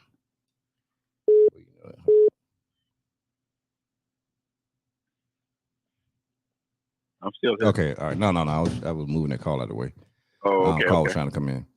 Okay. Like what are you hearing in regards to masculinity in men first? What are you hearing? Man, so from single women that I bump into, from their perspective, it's like, I guess in summary, they feel like they're doing the hunting and not being hunted. You know what I'm saying? And from a guy's perspective, single cats that but man, it's like, hell, they're afraid to hunt. Hell, I mean, that's simply put from a country boy's perspective. Yeah. You know what I mean? Mm-hmm. And at the same time, from time to time, I hear from somebody that's like dating or whatever, right? Right. And man, I don't know if you can really just from let me see. All right, I'm back. Just from the aspect of dating somebody, right? I don't know if you know that person for I don't know if you can know him for just a few months time, 6 months time. If you can, if you're a guy, you get to be able to tell her she can wind down, relax, because you ain't made no commitment to her. You know what I mean? Mm-hmm. So you ain't nothing but you just a friend at that point to me, right? You ain't made a commitment to let her put down doing them roles that she's been used to doing all these years, right? Because Mm-hmm. she is a single woman technically still. You see what I'm saying? So shit, man. But I still go through the country. I pass through the woods and I see women on riding boards and cutting the grass shit. So you know what I mean? It's to each their own, I think, sometimes, or most of the times these days, and you pick your poison and you negotiate and you make it happen. But I think the roles as far as the hunting and the hunted is kind of shifted, though, no doubt about it. You know what I mean? Okay, so you say shift. Now I'm gonna go back to her Okay. in this right here, and just based off what you said, Tony. Shout out to my damn voice. This sounded good right there too. I just had to hear myself. Listen, I heard myself for a second. Listen, maybe clear my throat. listen. I wasn't even thinking about it. Damn, I sound good. Let me quit this stuff right here. Okay, must be the boss. Must be Boston baked beans I got over here. No, when we started the show and you did the mic check, I was like, wait, is that him? Come on now, this Who's what the we do. voice? You know what I'm saying? Shout out to this damn voice. Shout out to the voice. Listen, I might have to go get me a contract next week. Somebody need to call me. TMZ somebody. Okay. But Somebody. but as far as when it comes to now, she said something earlier, and especially with speaking about what she does, right? Going to learn things from the origin, and then what you and I have grown up to know, you know what I'm saying? You're from where you're from in the country. I'm from where I am from in the country. So what perceived masculinity was for us, it may not be that now. Because like you just said, it was a shift. Yeah, well, so also, was it a shift, or was it that? Oh, go ahead. I'm sorry. I was gonna say, well, city boy masculinity and country boy masculinity ain't the same. Okay, hold up now. There's a difference. Oh no, go ahead. You need to touch on that then, so I can understand. I want to understand. City boy masculinity and country boy masculinity. I mean, I don't know if you out here barefoot on, barefoot walking on the dirt roads and stuff. That's a different kind of. You have access to, I don't know, rivers. I don't know what rural or country looks like for you. We're in the rivers. Country look like for me, like if you left A&M and went maybe like to Rome's Prairie or industry or anywhere outside of College Station, right? Mhm. And you found a gravel road, maybe a couple of houses on a rural road. The road Right. might have been a county road. You see what I'm saying? Okay. Yep. And it might be a trailer house, dirt road, no doubt. You know what I'm saying? Barbed wire fence, cows and horses would come up right to the back of the house. That's country for me. You know what I'm saying? So No street lights. You go down the road, and 4 country miles to the store. Yeah, country for me was getting pushed in the creek or the swimming hole. There you You go. see what I'm saying? That's what I'm thinking. You So know. we're on the same So page. we go as far pushed as- again. We pushed that water. See, shout out to childhood trauma. we gonna get. Hey, listen, we pushing you in the water. We ain't got time for this. You getting pushed in. That's what that. Your kids come with us. Guess what? You can't swim. Okay, don't worry about it. You better swim We're gonna fix that. when you get back. You better swim. Come back swimming and potty train, no doubt. Yeah, but so the way he's describing country boy masculine, that's Right. different from born and raised in the city, I believe. You know, I mean, who's now? Correct me if Keep I'm it wrong. real. You can call in, but I mean, who out here swimming in the bayous of Houston? I don't know. Maybe somebody. I don't know. I'm not. I was pushed in the bayou. Well, that's pipe water. That's a different type of water there. That's pipe water. Yeah, that's pipe water. Yeah, that's rainwater. That's a little different. I mean, I feel like you driving earlier in the country. You know what I mean? Yeah. We got dry tractors and stuff. Yeah. Not only driving earlier, driving machinery at that without a license. Oh hell yeah! Oh yeah. Yeah, There ain't no license involved. Now we ain't even thought about license. Nah, not at all. Right. License? What you talking about? Right. Knowing how to You don't shoot, know to gun reach the pedals, you can get on responsibility, the highway. True. all that. That's and so what I'm talking about can be discussed as masculinity for me is just like, this is a different type of experience of in some spaces it can be talked about as masculinity, in other spaces it's just early adult responsibilities as a child, in other spaces it's just how you grew up in a rural community. But I mean, for the purpose of the setup to your question, I feel like those experiences you don't get born and raised in a city. I mean, you come to a point. You got a good point. I try to look. No, I'm saying because Tony, you ever looked at it from that perspective? Man, listen, I'm just sitting there thinking about it while you're talking right now, right? I've never thought about it. I'm like, I'm glad I took my boy to the country to get them to be potty trained and thrown in the creek. You see what I'm saying? And all that. You know what I mean? See, to shoot. And see, we wind up doing that, right? We wind up taking them out in those environments, and then, and this is gonna be a question. Okay. But even with you, Tony, Killer Kim, she liked that countryness about you. Oh yeah, she loved that. She know you would jump down and throw a wrench down or let me slide up under this dang carburetor and see what's going on with it. Women love that. Come on with the voiceover. Yeah, shout out to the damn voiceover. Listen, I was a hot commodity. It was a hot commodity out there. And then you hear, and maybe I'm taking it now, I'm listening to it. It might be from a perceived masculinity that some women use or they think about when they say, oh, and I heard it before, but I was like, huh? They're like, boy, they just staring at you. You working on something, they just staring at you. Like, what the hell wrong with you? You just don't know how sexy that is. The fact that you can. Oh, I said, how is this sexy? I like watching people work. You know what I'm saying? See, do you understand that? I will sit and watch. Do you understand that, Tony? I will sit and watch. I do. Do you? I said, I don't understand. Listen. And it's a few reasons. Like it's a couple reasons. I give you two. One is the one you just named, just watching a man working, and the other is like watching someone do something they're passionate about. Like, and that just made me personal. I like watching people do what they're passionate about because they're in it. They're all the way in it, and it's you see the creativity, you see them making something out of nothing. I think that's special. Like you can't. That's something you can't produce or fabricate. Like that's just in a moment watching somebody be all in doing what they love. But yeah, I mean, is it perceived as an energy as well? Like for you, or anybody? Because we talked about energy now, and I believe energy is a real thing. For sure, energy is a different real thing.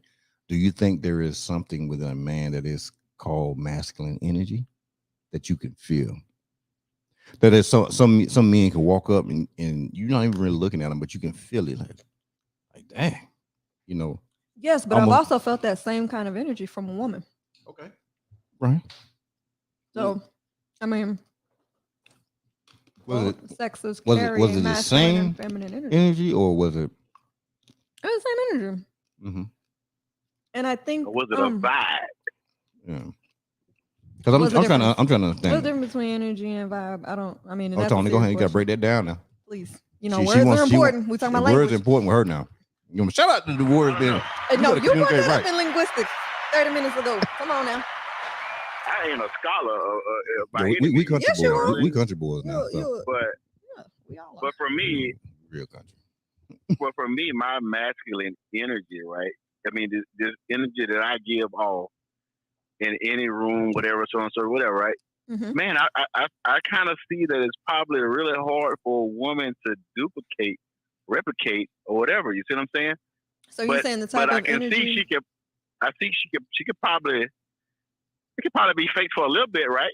But Are you I turned on describing? and off, baby. I don't know. Are you describing an energy that commands attention and respect, an No, energy that no, can no, direct? no. What kind of what does this It's energy just look like? What does it do? to me, like, okay, yep. So wherever I am, Mm-hmm. I feel like there's just this aura that I give, or that comes from me, or even if, like, I just feel like it's difficult to explain, actually, but I just feel like there's something that comes from me that either a guy or a gal maybe can't put their finger on, but it makes them curious to some degree. You see what I'm saying? I don't know. But as far as the masculinity part of it, though, I don't know. I just don't see how maybe a woman can really give it like I can give it, or a man can give it, and it still cut the mustard. You see what I'm saying? Did I make any sense at all? I mean, I'm hearing your. I'm saying it's your viewpoint, and I'm hearing it. I'm hearing what you're saying, because I'm really open to hear it with anybody. You know what I'm saying? Because you I can understand. I can understand things of my. It's like when something is like unexplainable, right? Yes. Like for me, I have this thing about me. I think I don't know what to call it. I don't know what it is, but it's just me, right? And it's just it can't be. I can't explain it. You know what I'm saying? But I know it's me. It's my quan, or whatever you want to call it. I bring when I roll up in something. It is the accumulation. Say it again. It is the I like when you said accumulation of your Hold up. experiences. Start over again. It is the accumulation. Boy, you hang around Antonique so much. Y'all have the same exact facial expressions when y'all say things. Y'all roll your eyes and say that. Shout out to y'all like twins. Fourth person. Y'all are like twins here. I swear it's like talking to Antonique. They talk. Listen, Tony. They talk just alike, bro. It's like I've been sitting here talking to Antonique. I promise you, man. I seen Antonique right on there. the show. You know what I'm saying? Yeah. And I saw or see the same. I picked up on it too, man. You know what I'm saying? So, especially when that last show when she was on, when it was like the round table or whatever. When I did the round table with him. Yeah, man, she was in there. Cracking skulls. I'm telling you. You know, Auntie, when she cut you off in the mind, like you trying to say something, she ain't heard nothing you said. Cut off. Yeah, she ain't gonna hear nothing you say because she ready to put her point out there. And you know that's how Auntie is. Shout out to Anthony. Oh, gosh. Yeah, shout out to Anthony. That's my girl though. Yeah, no doubt. But you was It's beautiful though. Step it out. we all have that. You have a thing. Like Antonique has it. She has this thing. I can't explain it, right? Mm-hmm. She has this thing. I don't know what the hell it is. It's a knowing. It's It's an embodiment of our accumulated experiences. We carry our knowledge in all of ourselves. Right. You know, and you in this case of how we're talking, it's a presence that we bring that we cannot describe. Again, because however many years of experience and knowledge and understanding that you've gained, that does change how you stand and how you occupy space, how you take up a space, and how you move. I don't know that I would call that masculine or feminine energy. I think. Right. But see, we may interpret it as that I can because see, I can see the point now. You get what I'm saying? That's all we're trying to say. Understand you know, it's just like sometimes, you know what? We only know it from our point. You know what? Yes. Masculine energy from even how the world treats you, from being perceived as treat you as a man. And so you are only going, and they're going to make decisions to based off of that identity. the identity of the And- perceived masculinity, right? You And shouldn't so have that done would that. be your not. You shouldn't have done that. No, I'm just- talking about in the case you did something that they Right. would perceive would have been a too masculine thing on somebody, Yeah, right? you shouldn't have done that, or this is going to be your job or your role because you Right. were the man in the situation. And so how you present or Mm. carry or take up space, yeah, I guess we could call that masculine because that's what you carry with you based on what other people have brought to you and the roles that Every you play. day. Because nobody would task me with those jobs, Right. right? Because that's a man's work. And so you're going to carry that energy. I mean, okay. Hit We took the scenic route. Hit the yellow We button on took that. the scenic Goddamn, route, hit the, but that's I what I'm got saying. there. Sometimes you got to go there. See, the country, I the country got boys there. got to go down a road sometimes. It's really a dirt. What's that? The country boys is dirt road. The winding road. You know what I'm saying? No, That winding winding road. You know what I'm yeah. saying? No, it ain't no light poles down there. You got to get back before it get dark because the wild dogs come out and stuff like that. You know what I'm saying? Shout out Luke Bryan and Dirks Bentley. Shout out to that right there. Oh, got a little country. I hear you. She know a little something now. She got a little The country. red dirt road. She got a little. Yeah, She got some roots. She got some roots in on. it. She in that 2-7 in a little while. You know, got the Luke cases on. What you got? Justin Luke cases. Ooh. I got my Tim's on. She got a Tim's. I got my Tim's on. We on. And she ready to stomp. You know, that's and right. she probably figured she had to come on and stomp me out or something like that. So she came Tim'd up. They do the same thing on some sawdust anyway, so it'll be all right. It'll be all right. Yeah. So now. So doctor. Oh. So doctor, go ahead, G. Go ahead, G. No, go ahead. I want you to answer that. Go ahead. So in what you just said a little while ago, right? Yes. So do you think younger males are being coddled or weaned out of masculinity to some degree at an early age? I don't know. You kind of understand what I'm asking? Because so. You think so? I think so, but correct me if I'm wrong. If I'm misinterpreting what I think you're asking me. And I'm also not going to answer your question directly. So here we are. I think that based on the previous discussion we just had about definitions of masculinity changing over time, given the cultural context, right? And so I gave an example of the Romans or the Spartans having sex with boys to make them men and that not being seen as queer or gay. In this present moment, that's not how that would be defined. But as that relates to the definition of masculinity changing over time, I think that the current generation is just building on where we are. They're changing what it means to be masculine. And I don't know that that's taking away. Change doesn't necessarily mean that something has to be removed or taken away. Something else is being emphasized in this moment. I think we got to stop thinking of change as a necessary loss. I mean, we can expand the definition. Yes, no. Am I being a little bit too liberal? No, I don't think at all. I guess I'm looking at it from a perspective of what men, you know what I'm saying? Oh, yes. So how about this though? Like the younger guys who are drop some. The younger guys who are, I don't know, portraying a masculinity that the older generation sees as more effeminate. I mean, ask yourself though, like in their dating pool, do those girls see it that way? Because really, that's all that matters. Like, if we're talking about compatibility in dating, generationally, because like the women in your generation would probably maybe have an understanding of masculinity that aligns with yours in the role of a man of a woman in a relationship. Okay. Maybe. Tony? Well, so I think even like I think a lot of women in my generation married and or went towards a different kind of fella, to be honest with you. Okay. I think they went towards the type of guy who I may say, for just the sake of conversation, was a lot softer, so to speak.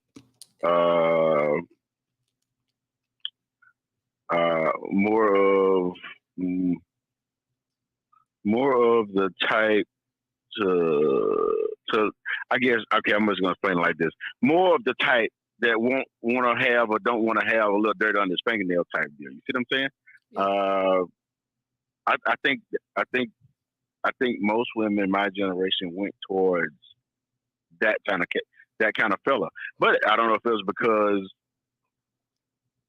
a more masculine guy wasn't available, already taken, or just said, you know what I'm saying, or just wasted up, used up, whatever. I don't know. I just don't know. So just not available at all. You know what I mean? So, or maybe guys just said, you know what, I'm a tone me down some. You know what I mean? Damn, this conversation can go down again. It can go down a hell of a rabbit hole. God, And, but you know what? See, well, this is but why I'll be publishing forever. and this is what I love, right? There's a lot to say. You know, my thing is, and I guess, you know, maybe I'm wrong or something. I'm one of those people. I don't see rabbit holes because the problem is people don't have conversation, and people don't have to agree with what they're saying. You know what I'm saying? Everybody's gonna have different views, and I think that's one of the things. Everybody's able to be expressive, right? Except for, you know, people who feel like, you know, I don't want to say this right here. No, everybody's saying what they want to say. So, you know, and I ain't telling you this right here. I'm just saying, I know I don't hold nothing back as far as, and I don't say nothing malicious either. I say it because I take an opportunity to learn, and so that's why the rabbit hole thing. And I understand what you're saying as far as even the term soft and stuff like that, and what we perceive probably as a male, what we saying soft is. I see right now, and it is a dynamic. I talk to a bunch of women. I really do. I probably talk to more women just in conversation my entire life than men. You know what I'm saying? Yeah. And it's because I know a lot of women. And so, and I have conversations with them, and not just women from my generation, is women from all generations. Yeah. And I'm not saying what I'm seeing is the thing that's going on in the dynamic, but I can tell you this: there are a lot of young women who, and I'm saying 20s, 30s, 40s, you know, they are going, and it's not on no sugar daddy thing. Mm-hmm. You know, there are some doing that. There are a lot doing that. Yeah. But some are seeing that, to them, and maybe it's because of their father or whatever it is, this resonates with them as far as what they perceive as masculinity in a lot of cases versus people in that generation. You know, I have a daughter that's 25. My daughter's out in LA. You know what I'm saying? She's a nurse practitioner, you know, and so she is single. You know what I'm saying? Smart girl, beautiful girl, all these things. And trust me, we've had conversations since she was a little girl. Mm-hmm. You get what I'm saying? Yeah. And her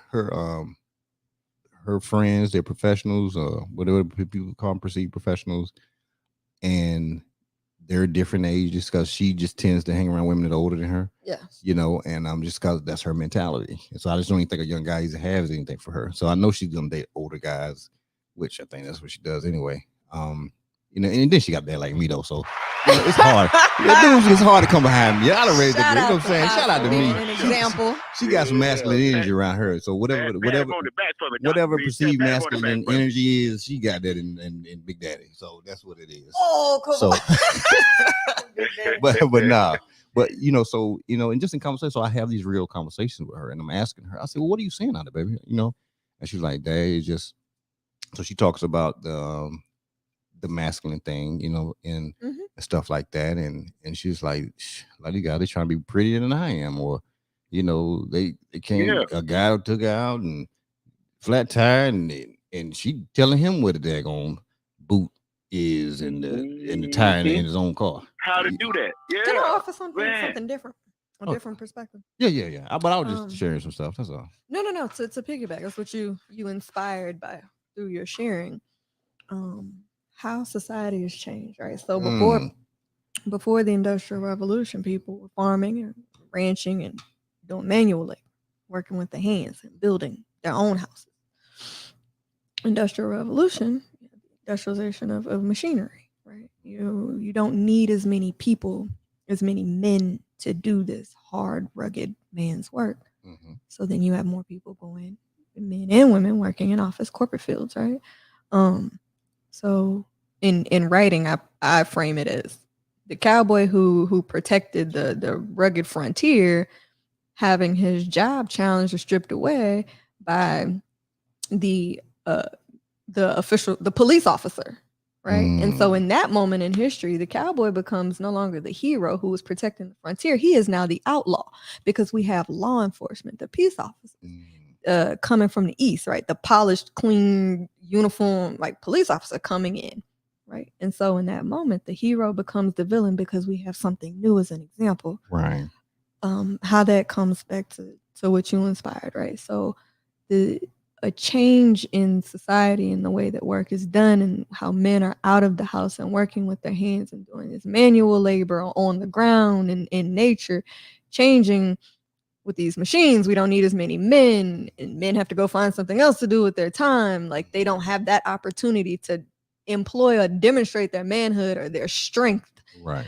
in nature. And so I think that one part of your identity is performing it, doing those things that reaffirms it, right? I can't call myself a writer if I'm not writing. Right. So however you define masculine, like you have to do a thing that affirms it, that demonstrates that. If it's not proving it to someone else, it's proving it to yourself. So if your definition of manhood is necessarily defined by the work that you do, but then the evolution of society, is taking away the types of jobs that are for men, right, then you got to go and figure out another way to prove or demonstrate or work in a man's kind of labor force or field. Right. So in this present moment, everything's automated. Work from home. I mean, even driving. Like if you have a Tesla, you don't even got to drive. All right, true. Like men don't even need to be the drivers anymore. Right. Car doors, you can push a button to open your car door. Like you don't even have to come around and open a car door for a woman anymore. Push a button, let the car open itself. You know what I mean? Like all the things that we think of that men are supposed to do in demonstrating their manhood or masculinity to themselves or to women, like just the little things, they're being automated. Right. Yeah. So then what do you do? Go ahead. I'm sorry. Oh, I was done. So I get all that up to the industrial revolution. Don't take as many men to do this, that, whatever. And even if I don't know how to, or not doing or performing the task is within my wagon or my toolbox, then I should at least have the ability or the know-how to go ahead and come up with a plan of correction or action right quick. You see what I'm saying? To get whatever the task is accomplished. Even if that means, in like the example G used, calling AAA. You see what I'm saying? Or whatever. You see what I'm saying? Man, because to some degree, even though my youngster, right? You may or may not ever have to, but I'm gonna show you how to anyway. Right. Come to put a change a tire on the car or whatever the hell. You know what I mean? Even though you may or may not have to do it, right? But you know how to. Right. And even when, what's crazy is I was coming down the road several years ago, right? Stopped. A young lady was on the side of the road with a flat tire. I went, made a U-turn, went back to help her, right? Put a spare on, this, that, and the other, good to go, right? 5 years later, she's somewhere on the other side of Houston with a flat tire or something, right? And she happened to call me. It was a New Year's Day celebration, something like that, right? She still hadn't figured or found another guy within all these years, right, to be able to fill that void. You see what I'm saying? But she called me first. I'm like, damn. It was that masculine energy, Tony. No, it was that thing that you talked about when you walk in the room. No, she wanted Tony. She ain't want no other guy to show up. No, listen. She tried to even pay me or something. Even when I done it on the side of the road, like, you don't owe me nothing.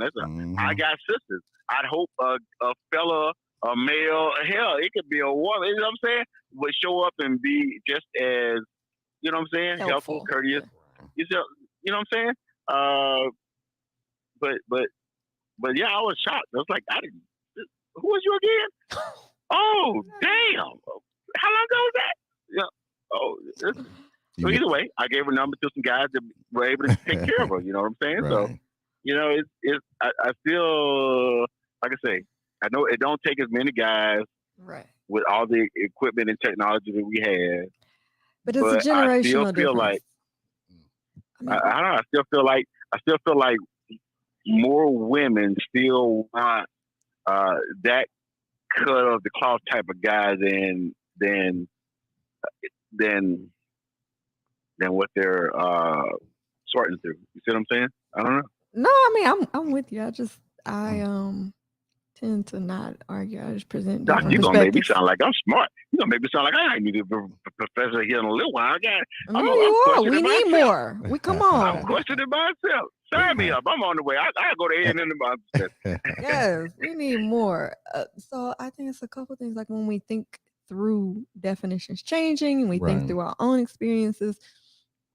I mean, at one point, with the twist or something was maybe a taboo kind of dance before twerking came along. You know what I mean? Like you all have seen these changes and have got on board with adding to your skill sets and what you're I able am to back in the do. twist now. The twist is that's my mama. That's my mama. Now.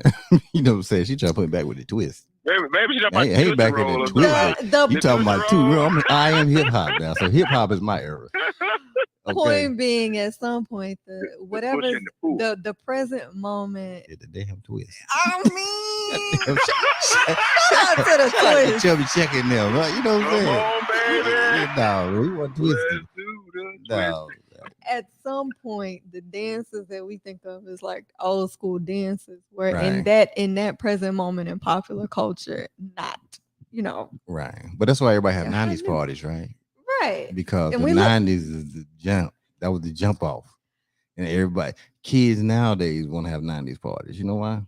Because it's the era. That was the era. It was the era. So I posted a while back a chart that showed statistics of African American kids that grew up in two parent households, and that number dropped significantly in the 40s, 1940s. Right. So I was like, well, what was going on in the 1940s? So more Black kids grew up in two parent household during slavery than now, right? But the number dropped significantly in the 1940s. Back to Tony's story. I am going to say, luckily, fortunately, his sons have him, and his sons' friends have him. Right. But the number of men to kids that need that type of molding or mentorship, maybe it's just not there in the household. Which is not to say that there aren't other male mentors in the community, but in the household, statistically, it's just not there. So the generational difference between what's available now or what we're using now, the technology that boys are growing up with now. Right. It's not my car changes its own oil in the present moment, but back in the day, I used to change my own oil. So now I don't have that. And I don't have to demonstrate that skill because my car changes its own oil. Right. Well, if you're born in a time where your car changes its own oil, then that just is what it is. That's all you know. It's it's like kids, they only know phones that they can see other people through. Right. And so that's their normal.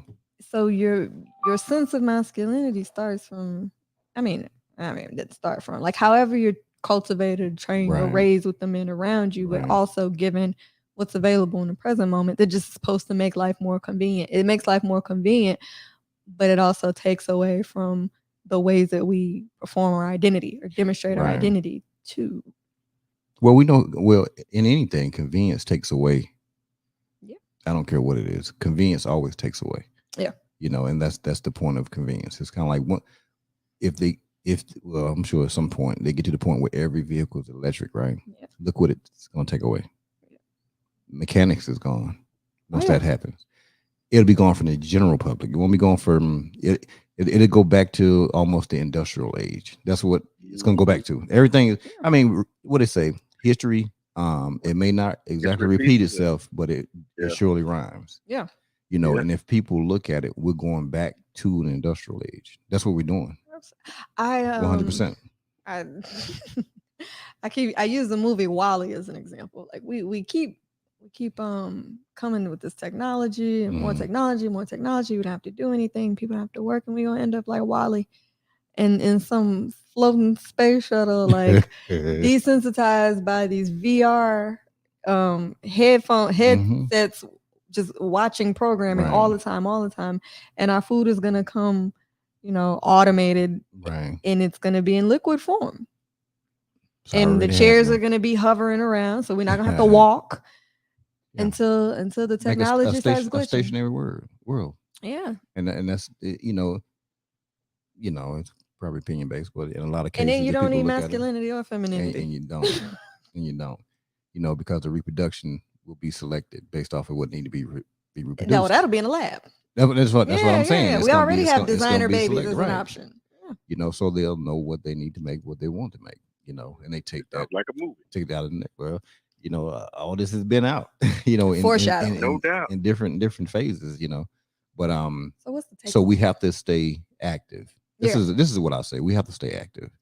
But like now, if you go back to time, right? We look at women had they outnumbered men in the religious set of church, right? Mhm.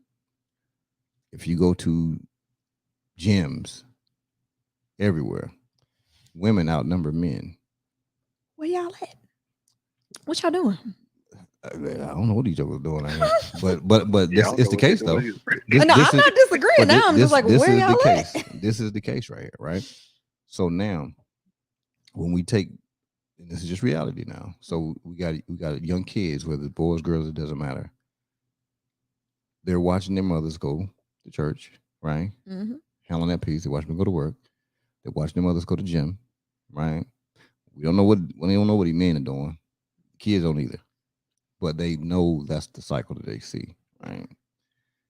So where's the enforcement? There has to be enforcement on everything. Absolutely. Life is about enforcement. You know what I'm saying? We can't just eat what we want to do. We have to force ourselves to be on some type of eating regime or putting certain things. That's enforcement, right? Mm-hmm. Kids can do this and that, but there has to be some type of enforcement there. One way or another, has to be some enforcement. I was raised by a single parent, my mom, and great woman. And I don't know if it was just old adage or whatever, what they used and the words they said. She said, listen, I can't teach you how to be a man. She said, I can't. She said, I'm a bad woman. My mom don't play. That ain't Cookie. Cookie don't play.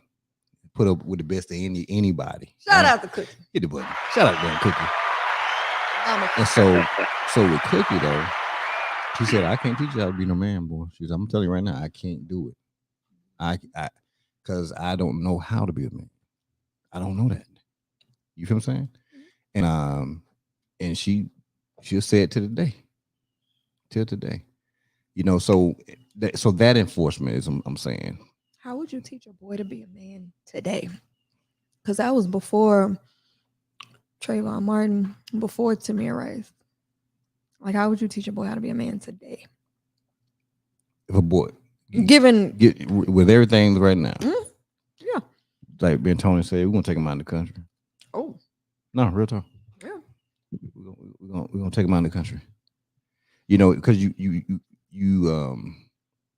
and it's not just it's about the country. What it is, you got to take them out of the environment. You can go back to times from way years ago. You know what I'm saying? We go back to them times when they would take the kid away from, you know what I'm saying? Yeah. The nurturing sense, and let's take them out here to the woods. I feel like the country is a safe space for Black boys and men to practice, work on, play. Right. I don't know, try on different characteristics or whatever in the cultivation of whatever type of man they want to be. I mean, you might go out to the country and intend on, teaching your son to shoot a gun. He might just be like, that's not my thing. Right. I'm gonna have to find another way of, personal security. It just might not be my thing. Right.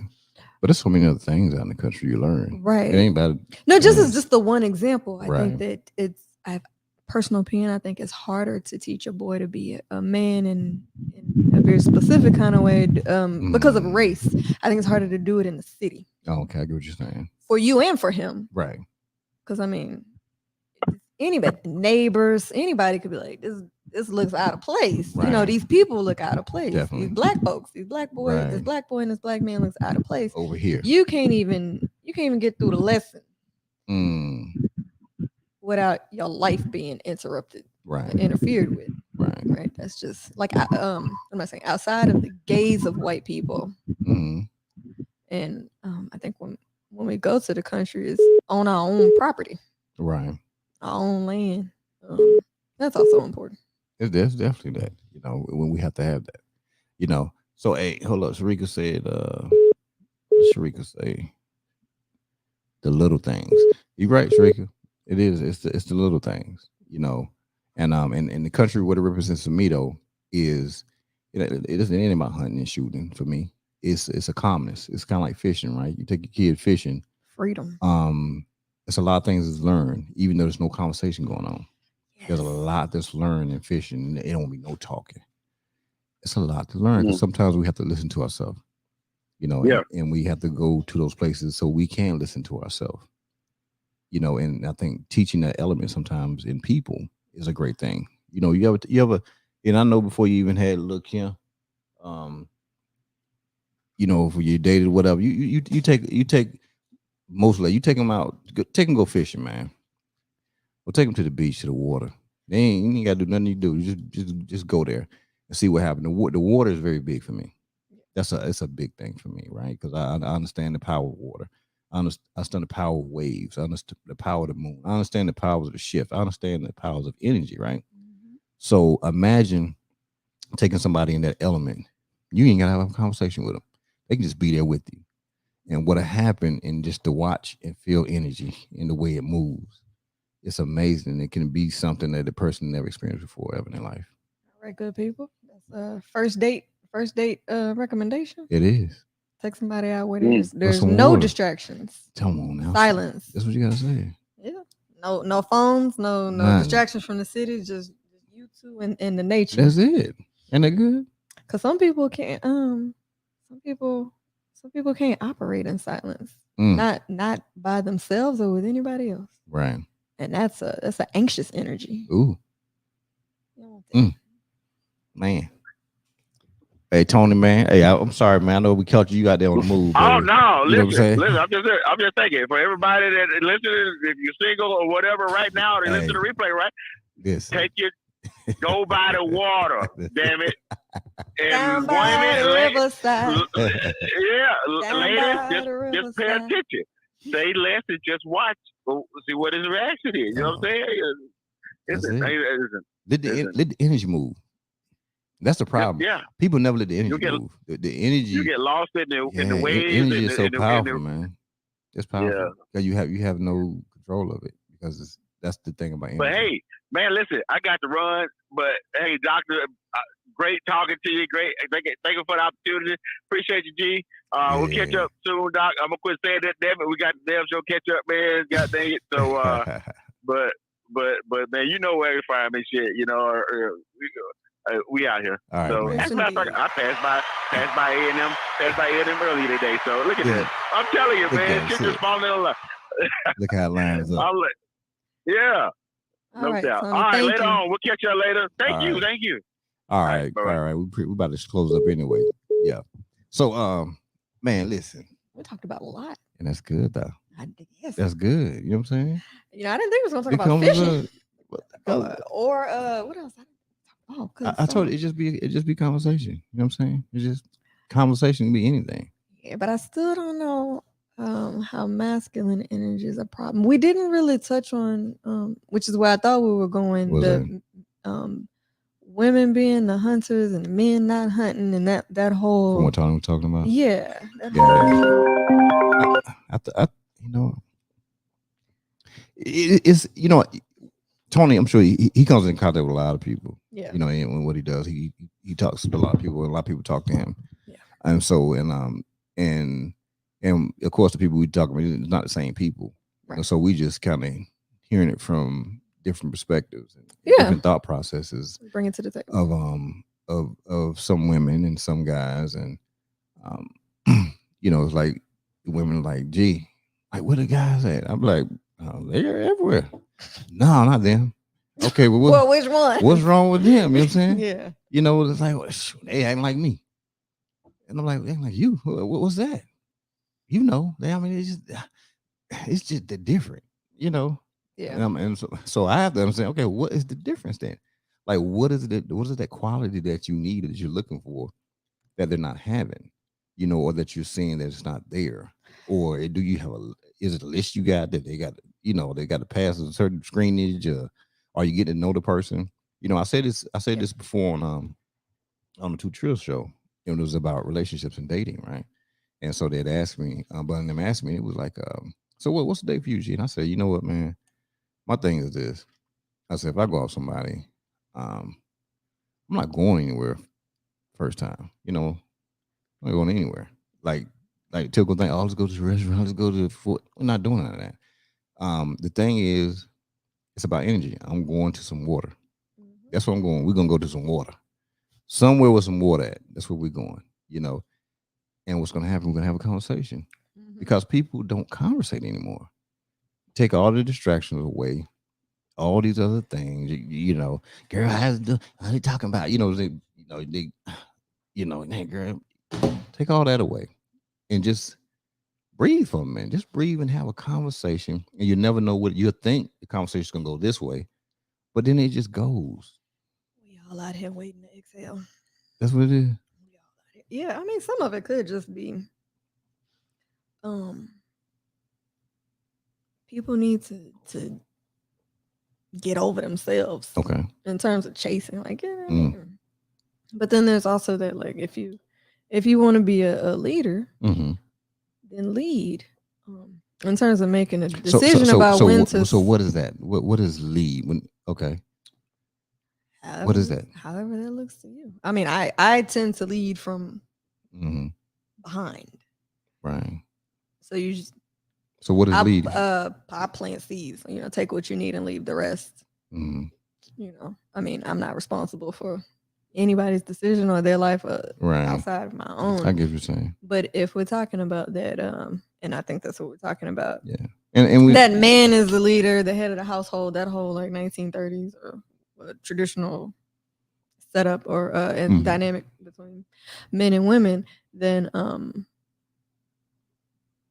it would be making all decisions or presenting options, and then like I'm gonna be democratic here, taking a vote or whatever, like. Right. But to get to that, you still have to have a conversation, like you said. So I mean, you can't.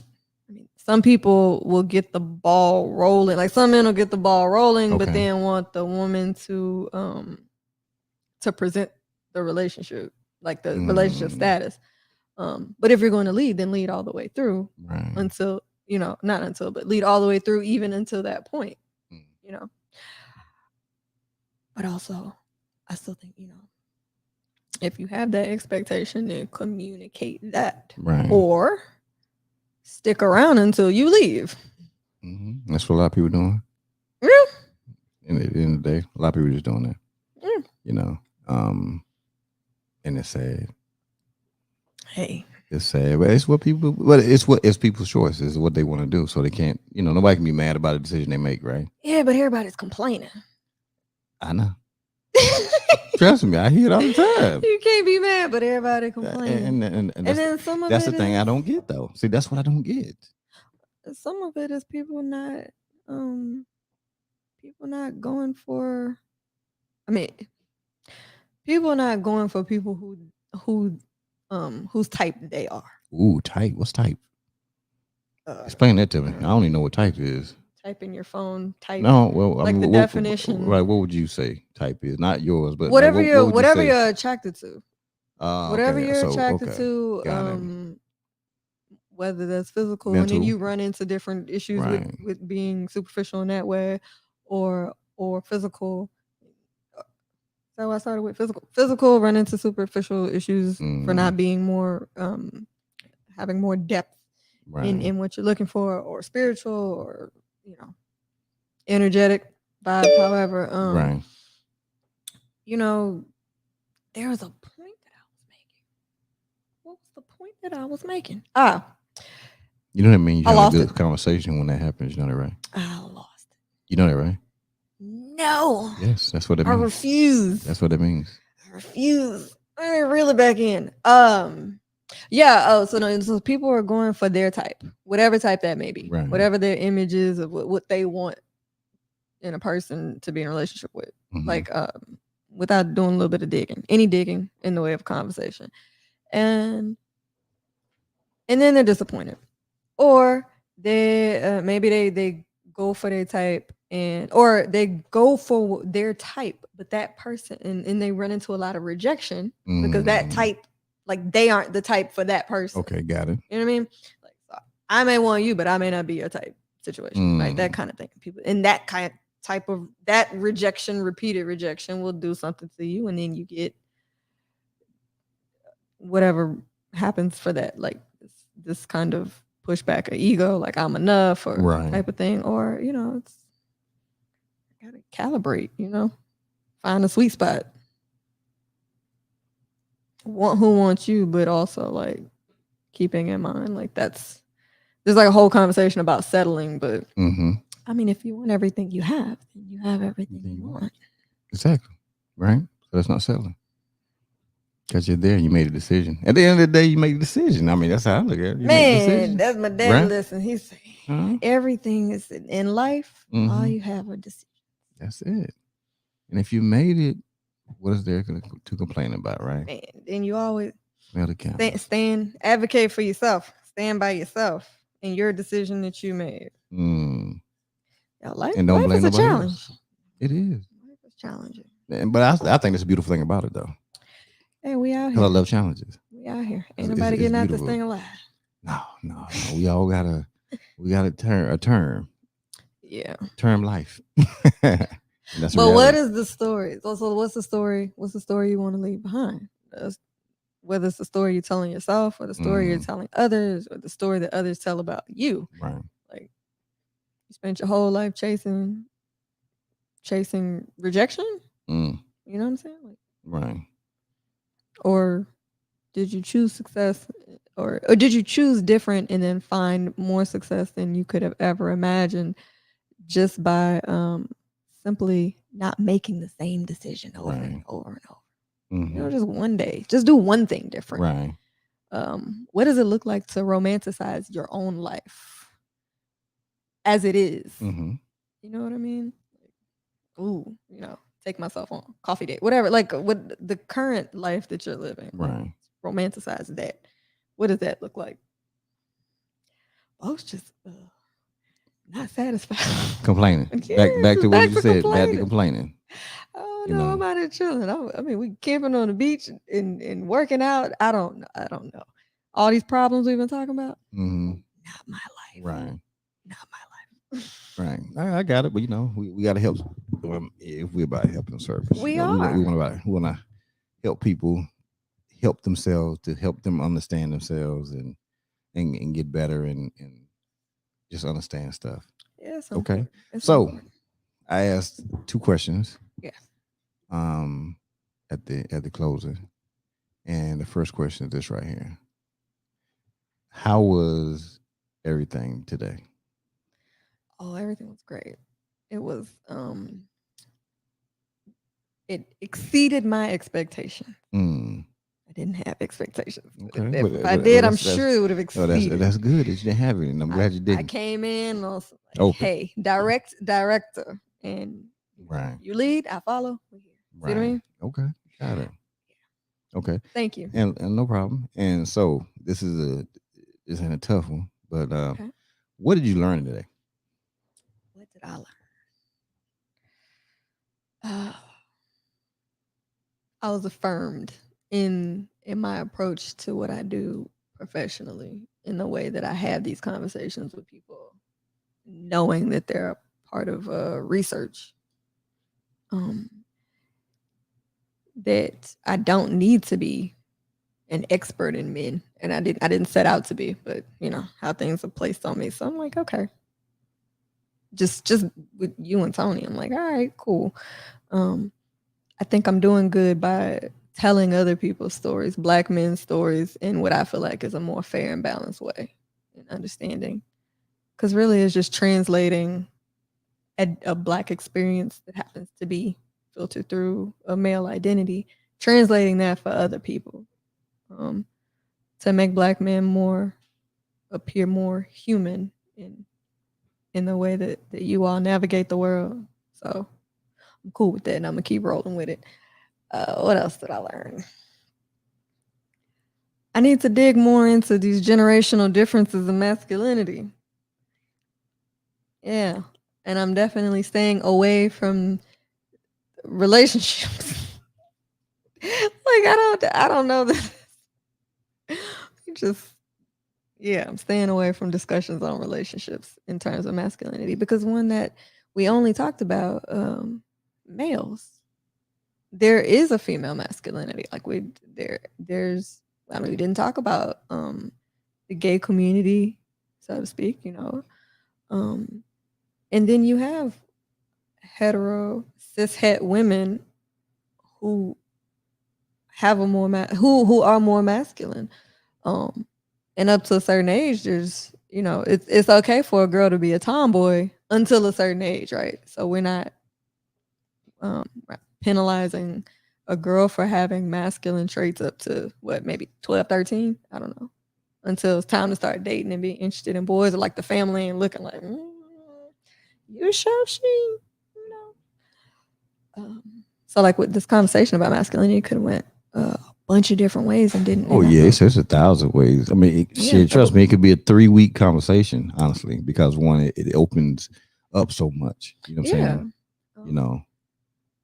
But I learned maybe I do need to explore those identities with regard to masculinity too. So I learned a lot.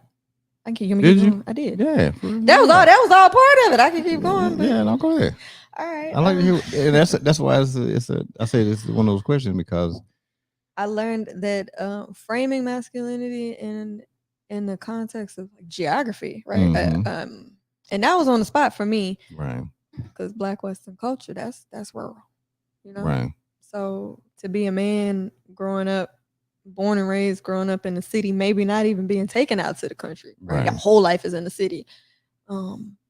The resources available to you, the expectations of you to know how to do certain things are different. Mm-hmm. And so how you define what it means to be a man is different through that experience. So right. I don't know any city boys out here that if they're not working construction know how to drive a tractor. Right. True. I mean, why would he need to? But in that dynamic, the dynamic has always been there, no matter what. Even back in the cartoons, you know what I'm saying? Back in the days, you know, they used to have these two wolves, right? Mm-hmm. And they used to fight for the love of this one female wolf or whatever, right? And it was the perceived country dumb wolf, and then the city slicker wolf. He had nice clothes and all this stuff like that, right? And the slick wolf would always get beat by the country wolf, right? Yeah. And so, and I think the dynamic of the cartoon itself was just showing like, hey, just because something is perceived as this doesn't mean that's what it is, or that you don't have the same learning. You know how to do it a little differently. And it showed even the city wolf would show the lackings that he had. He was talking about it. Yeah. The lackings that he had, the things that he didn't know how to do, and just because that, you know. And so I take it to us country boys. We the only thing we're gonna do is we're just gonna tell the person to say it again or slow down. You're talking. That's all we're gonna do, and then we're gonna be patient. We're gonna wait you out. That's just what we do. That is the truth. That is what we the do. Truth. That is the truth. You know, so you know, it's simple like that. And there's even more. Like there's more as I reflect. The sense of a man's role with regard to just going back to the relationship between men and women, right? How you are as a man with your female family members, different set of rules of interacting with women who are, as I say, potential mating candidates. Right. The rules are different. Like even the way that care is shown. True. Right. Just recently, you see these posts where guys are like this. Not guys, but there was a guy who posted that a girl just randomly came up to him and was like, I'm being followed by this guy. And then so he just goes into protective mode. Right. Like she has a creeper and we're going to bring her into, you know, for her protection. Right. That the first time I saw that, I was like, is that new? Is that a thing? Do men take care of women outside of their family in the same way, like strangers? Or is this just like you're a woman, you have this potential for a romantic relationship, and so you know I'm gonna start betting you in that way, and I'm gonna handle you that way. Right. There are no female male friendship kind of that. There's no. I'm not making this as a statement, like this ideology that men and women can't be friends. Right. I feel like that's also something to look into, right? The sense of masculinity and manhood in the way that men handle women who they're not related to. Right. It's like, is there only one role for women that they're not related to play, and then therefore all women outside of family are handled accordingly? Right. Now, you know, and it's funny that dynamic, I know it's not your thought process, but that dynamic of, you know, some people do prescribe that men and women can't be friends, especially if both or one of them are attractive to other people. Listen what I'm saying? I'm listening. To other people. Yeah. If, you know what I'm saying? If they're attracted, they're attracted to each other, but if they are attractive to other people, they'll say there's no way y'all are just friends. You know, society would do that in a lot of cases. Man, please. They just doing that so they can get closer. Oh, they messing around. It's like you people don't think that you really could be just from the intellectual side of it, just like, yo, I really like being around that person. Intellectually, you know what I'm saying? It's like, yo, I like the conversation. Or somebody has to be, and then you have to gay or something like that. Right, you have to walk away from it. Then that makes you have to walk away from that. This is somebody that you could have just, you know, y'all get coffee, just have a conversation. Right. So why is it that can't happen? In a lot of cases, is what I'm saying. In a lot of cases, you see that. You know how much probably is not happening or that could be happening if people could just kind of get over that piece that, you know what, no, he don't or she don't like you like that. You know, she's just like, yo, you cool. Yeah, that's what I was referring to when we were defining masculinity earlier. When you said physical and I was like sexual, that's where my thought process was. Like, for some people, for most people, or masculinity, right? Manhood is defined in that way. If she is not related to you, then she's potential mate. Yeah. But that pool is so large, you know, like irrespective of what you're attracted to. Like that pool is so large, right? Everyone is not biological family, that all women are treated accordingly, and there's no opportunity for friendship or network with the opposite sex. I think it is ridiculous. It is. But it's a box. It's a box. I feel like that's part of the cultivation process from boyhood to manhood. The limiting thought process. Right. My opinion. I feel you. That's why I be teasing Antonika about. I say, you know, dude need to be able to come in the gym. But I'm saying, not gonna touch that, but I know, I understand. I know, but I'm saying it based off the premise of what you're saying. You know what I'm saying? So I'm talking in that form because it's like, you know, I look at it as, you know, not her situation, but I look at it as it's not a fairness of judgment or understanding. You know what I'm saying? I got it. People look at people, they do that. You know what I'm saying? But people of the same sex look at each other.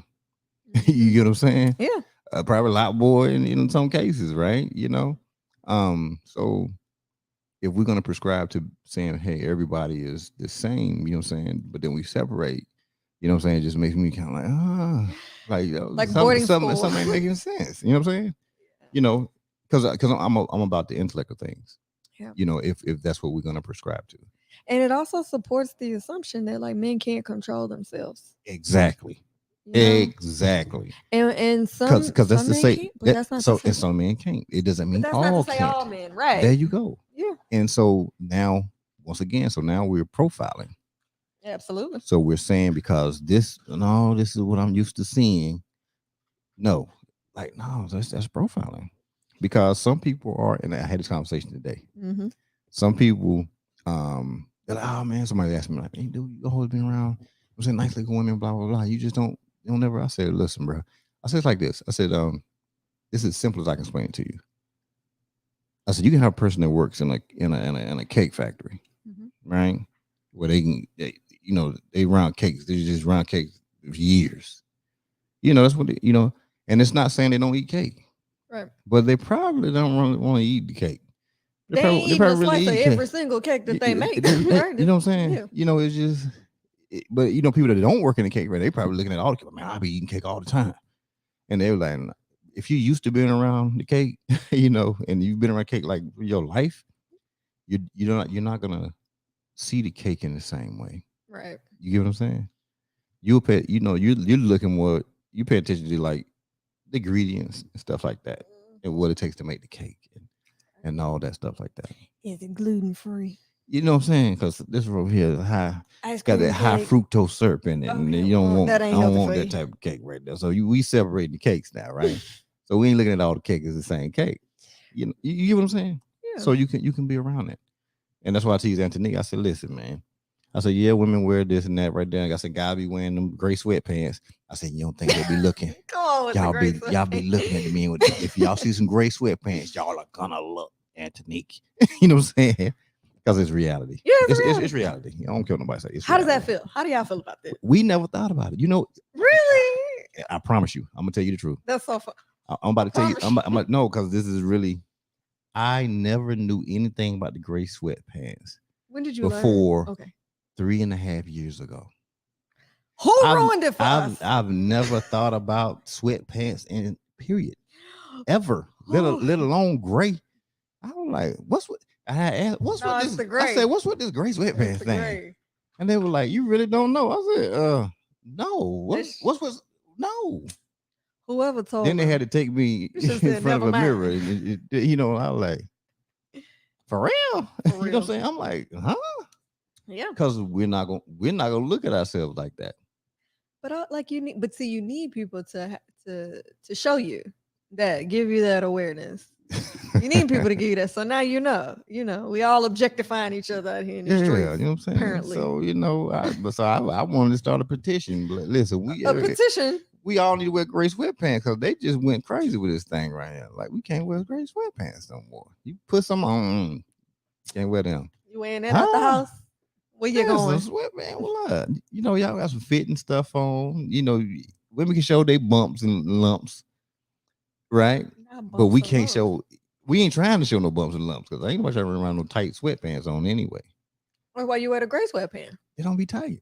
They don't need. That's why they I've gray. never worn tight sweatpants ever. They loose. They're different. Yeah, cause y'all know what to look for. They're different. Women know what to look for in these gray sweatpants. So, but it's the same. Is it? It's different, but it's the same. It's different, but it's the same. Somebody out there understand. Okay, see, it's different, but it's the same. It's different, but the same. Okay, all right. Well, shout out to everybody who don't wear gray sweatpants no more. They've been officially retired. I don't even know too many factories make gray sweatpants anymore. Do they even sell them anymore? They do. They do. And gray sweatpants they also comfortable. I have some. Yeah, well, y'all can wear them because it's different, but it's the same. It's the same. So listen. Well, we're gonna protest over there at Phoenix. We're gonna go. Everybody can go in with some gray sweatpants. We're gonna be outside the door with some picket signs. All the men coming in. All the men show up. We want to come with gray sweatpants to Phoenix. Yeah, we won't get in either. You know what I'm saying? Stepping outside in the parking lot. In the parking lot. 11:30. No, see. But when I show up over there on Monday, though, I'm gonna have some sweatpants on. They'll be loose, black sweatpants. And huh? Yeah, with some tights under them sweatpants. Tights. Tight, yeah. What? Listen, okay, to my understanding. Hold up now. Who wearing tights? That's what I'm trying to. Ain't no man wearing no tights. So to my understanding, the whole gray sweatpants thing, it's like men don't wear underwear under their sweatpants. Yes, it do. I don't know where y'all heard that from. I don't know. Yeah, that's a myth right there. I don't know. It's probably some dudes might do it, but no. I don't know. I mean, that's just hearsay. Oh, okay. In the court. No. And then our undergarments, they're like the brief things. The briefs, yeah. So they almost like what people perceive tights anyway. There you go. We're gonna call them tight stuff. Shout out that we ain't gonna call them. I don't think no many men gonna be like, that might be a masculine thing.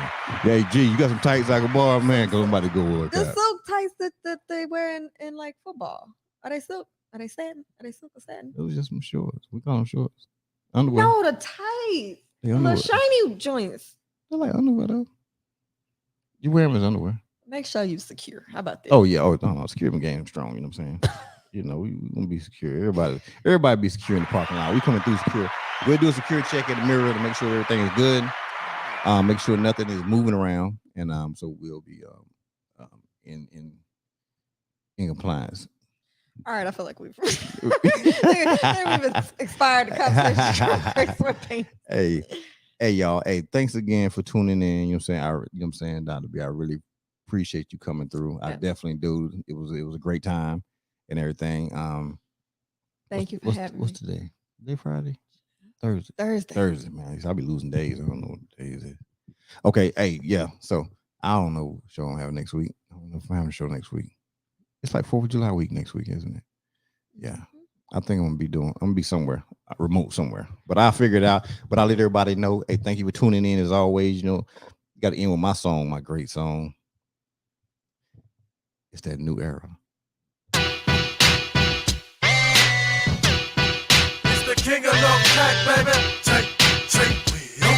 Take, wheel. Everybody take, wheel.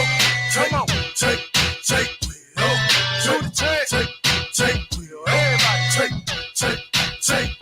You got to speak to me, bitch, I don't give a fuck. Give you a jab to the nose and make you say what's up. I'm in the club, nigga, tuck with the long barrel. When the music stops having singing, not Christmas carols. People hate me, man, I really do know why. They see the wings on my back and they know I'm gon' fly. So what the fuck supposed to do? Just try to please people. Got my NDK crew family and I don't get people. Remember, used to put newspaper in my tennis shoes. Used to walk around in them tennis, the many shoes. For party nigga, I was too thugged out for that. Never told all my enemies I couldn't be a rat. But niggas told on me, nigga, they got it in return. Now in they mama's living room in a nice earth. Fuck you your whole crew, bitch, cause you gon' get caught. Blow your brains out in your lap, now hold that thought. Motherfucker, stop pretending of a new era. Jay will get in and poppin', nigga, cause I'm so clever. You can love me, you hate me, nigga, but I'm still with it. G5 legacy never ending, bitches stop pretending. This is the beginning of a new era. Jay will get in and poppin', nigga, cause I'm so clever. You can love me, you hate me, nigga, but I'm still with it. G5 legacy never ending, bitches stop pretending. This is just for my killers who just straight up murder. Leave you in the sewer dead just like a ninja turtle. I got connections with the real fucking black mob. And I'm trying to get it right for my man God. So any drama, don't believe me that there's no problem. Niggas will torture your ass, you wish they fucking rob you. Menace to society, that's my favorite one. Desert Eagle 50 caliber, that's my favorite gun.